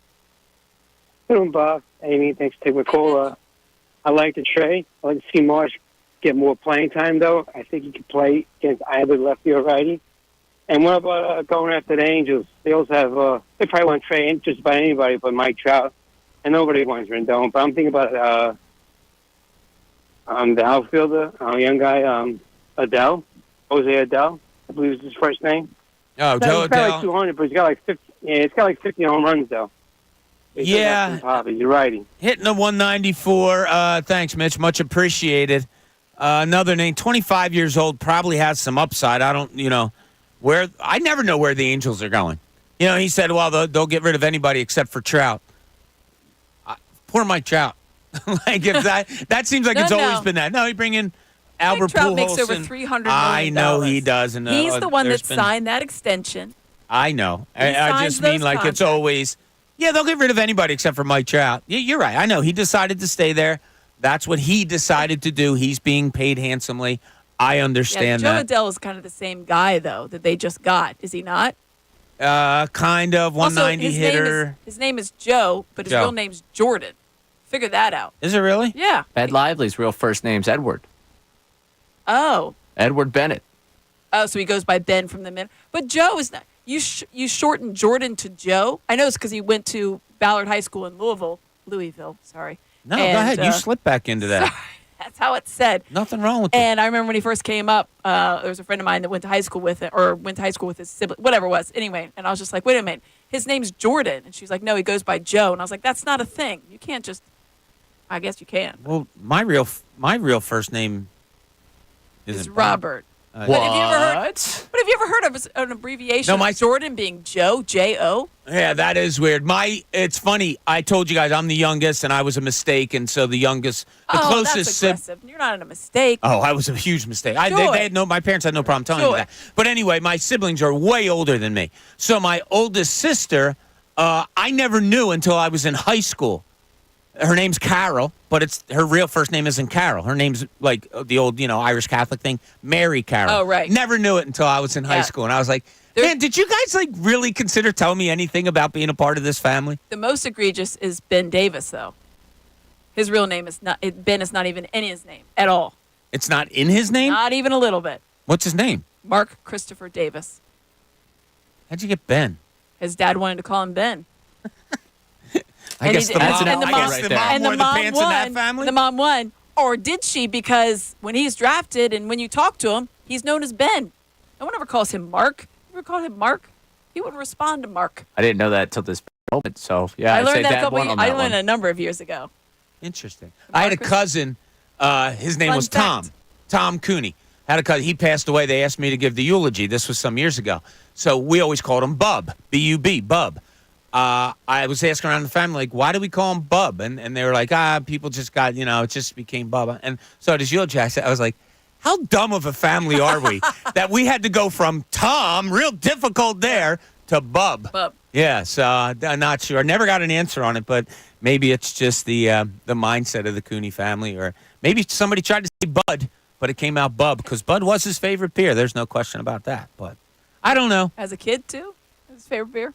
I don't know. It's weird. My first cousins, because I was born so late, my first cousins, of which he was, are like 20, 25 years older than me. Yeah, they're more like uncles, probably. Yeah, exactly. Yeah. But what are you going to do? Yep, another day in the life of Bob Cooney. All right, when we get back, we're going to finish up the whole week. But that's right, not just today, but the whole week. Whole week. No, we're not going to do the last week report because Ray has gone from... He put his foot down. Agitated to sad to emphatic. You've seen everything from Ray Dunn today. Let's see if we can get another emotion out of him before we get out of here. This is Middays, aiming for the duel. Bob Cooney, Ray Dunn. We are the Bar Crew here at 97.5 The Fanatic. Now, a Bird's Inside.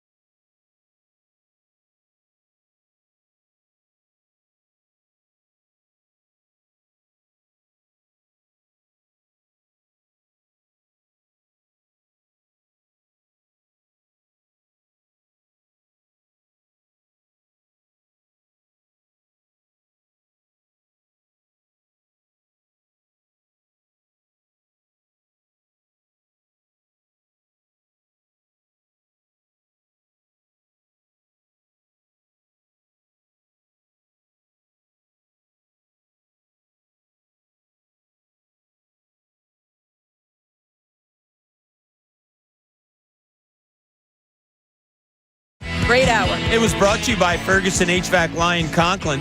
Attention HVAC contractors for equipment, parts, and supplies for every heating and cooling job.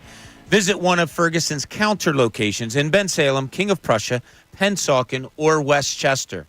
All right, Ray, you baseballsman, you. Austin Hayes did this at Citizens Bank Park in 2020. What did he do? Homer? Yes, but what More kind? specific. Wait. More specific, and what did you say? What kind? What kind of home run? Grand slam? No. 2-run homer? No. Oh, inside the park. Thank you. Why are you giving him hints? He did hit an inside the park home run in 2020. That's also what I do when Kyle I Schwarber. couldn't know what that was. You knew it was a guy running. We were right on the same page. on that You one. were, yeah. I couldn't get the pitcher. It was like number 57, I think. But Quinn came up in center field, tried to make a What year was it? shoestring 2020? catch. 2020. Went under his glove. I finally went back and got it. Threw the ball back into the infield, but it was also missed. It was. I don't want to say it was a Little League home run, but it was getting close to Spear there. had the Little League home run earlier. Yeah. Yeah. So I think it was number 57 on that 57 for 2020 for team. pitching? A pitcher, right-handed pitcher, taller man, 37 maybe? Maybe 37? Hold on. I'm looking it up. Okay. Amy's going to look it up to see who All over it. Let's see what we got. Austin Hayes hit the inside the park home run off of in 2020 in Citizens People Bank are Park. like, what's happening right now? Yeah.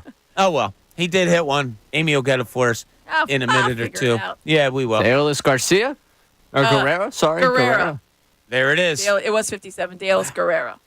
I mean, that is a What a trivia yucky question. team with Quinn out in center field. Roman Quinn?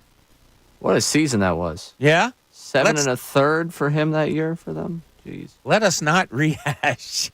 Yeah, it was 8.59 ERA in Yeah, 9 games. Roman Quinn out there. Yeah. That was always an adventure. I think he got hurt on the play, actually. Oh, that's just Come wrong. on. That's just All mean. right, big weekend for the Phillies. Big 6 days, I'll say, because they have the Cleveland Guardians in Citizens Bank Park starting tonight. Christopher Sanchez on the mound. You got a 3-game series with Cleveland, who is tied for the best record in the American League. They've been sputtering a little bit lately, Aim, as they have lost 8 of their last 12. The Guardians? The Guardians have. Then you have the New York Yankees come in, who are in a 3-week to 1 month kind of not good baseball kind of thing after starting out really well. But nonetheless, 2 really good teams coming in to Citizens Bank Park. Then you get an off day on Thursday. Then you go out west and you get 10 straight days of baseball in Seattle, in Los Angeles against the Dodgers, in Arizona against the Diamondbacks. I don't look too far ahead, as you guys all very well know, but, man, that is a clump there. That is It's a tough Ricky put it tough great. sled. Stand up straight. It's stand up straight time. Yeah. Because it's no more 50-50 ball. You need it to teeter your way. So to you, does that even put more of a, okay, like I said earlier, go get 5 or 6. I want to go see 5 or 6 to get to. You got to start well, right? You have to start well. These are statement series, and we've said that earlier in the season when they're beating teams that are bad. All right, well then make a statement against teams that are good, and they did that. They've answered the bell every time. Obviously, they haven't been hitting as well over the 3 series that they were before. Also, the pitching hasn't been as good as it was before. So this is a kind of a get right, and it's a get right in a good way. Like usually when you say it's a get right game, it's because it's a team that's beneath you in the standings. Now these are measuring sticks against the Guardians and against the Yankees. And these are things that you need to prove that you are those teams. And they've done that. There's not been a point in the season where they haven't answered that bell against a team they're supposed to answer it against. Fair way of putting it, Ray. Is that how kind of you're looking for not only the Guardians, but the Yankees coming in also for 3? Yeah, I mean, this is the time to kind of show what weight class you're in. We've seen what they've done for it. They've built a nice cushion for this time, but if you let the Guardians push you around, your whole best record in baseball tag that we've had on you for a while could be in jeopardy. Really, what I want to see tonight is I want to see them go out there and kind of jump all over this team early. You've been scuffling. You had the day off. You're getting an opportunity where you have an advantage as a lineup. There is a right-hander on the mound. That plays to Schwarber. That plays to Harper. Let's see this start early. Mostly Schwarber. I mentioned it yesterday. He's kind of like he's become my most important piece just because I think the way he sets the table for everyone else, if he knocks one, I'll say into the gap. I'm looking for a second decker to start the game, but I'll say he knocks one in the gap because that's a little more realistic. Let's get rolling here a little bit. Let's get this team clicking early. Top to bottom. Yeah, let's start this homestand, get the crowd into it early with the homestand, and let's have fun for 6 games. I'm thinking 4-2. I'm not doing the 5-1. I'm going 5-1. I want 5-1. I got a text 4-2. from a friend that said, "Can you just say 2 words to Ray before you get out of the show today?" Ben Lively. Why? I'm just saying that's the text that We're I trying got. to see. I think you should end on high notes. It was a high note. Yeah, the Philly. I thought you were going to say the Phillies are going to crush Ben Lively. All right, listen, we thank you all for joining us today. Stay tuned for the best show ever. I won't be back until Tuesday because I'm going to see what it's like to be Ray. Whoever's here on Monday, join them. Won't you? Stay tuned. Best show ever.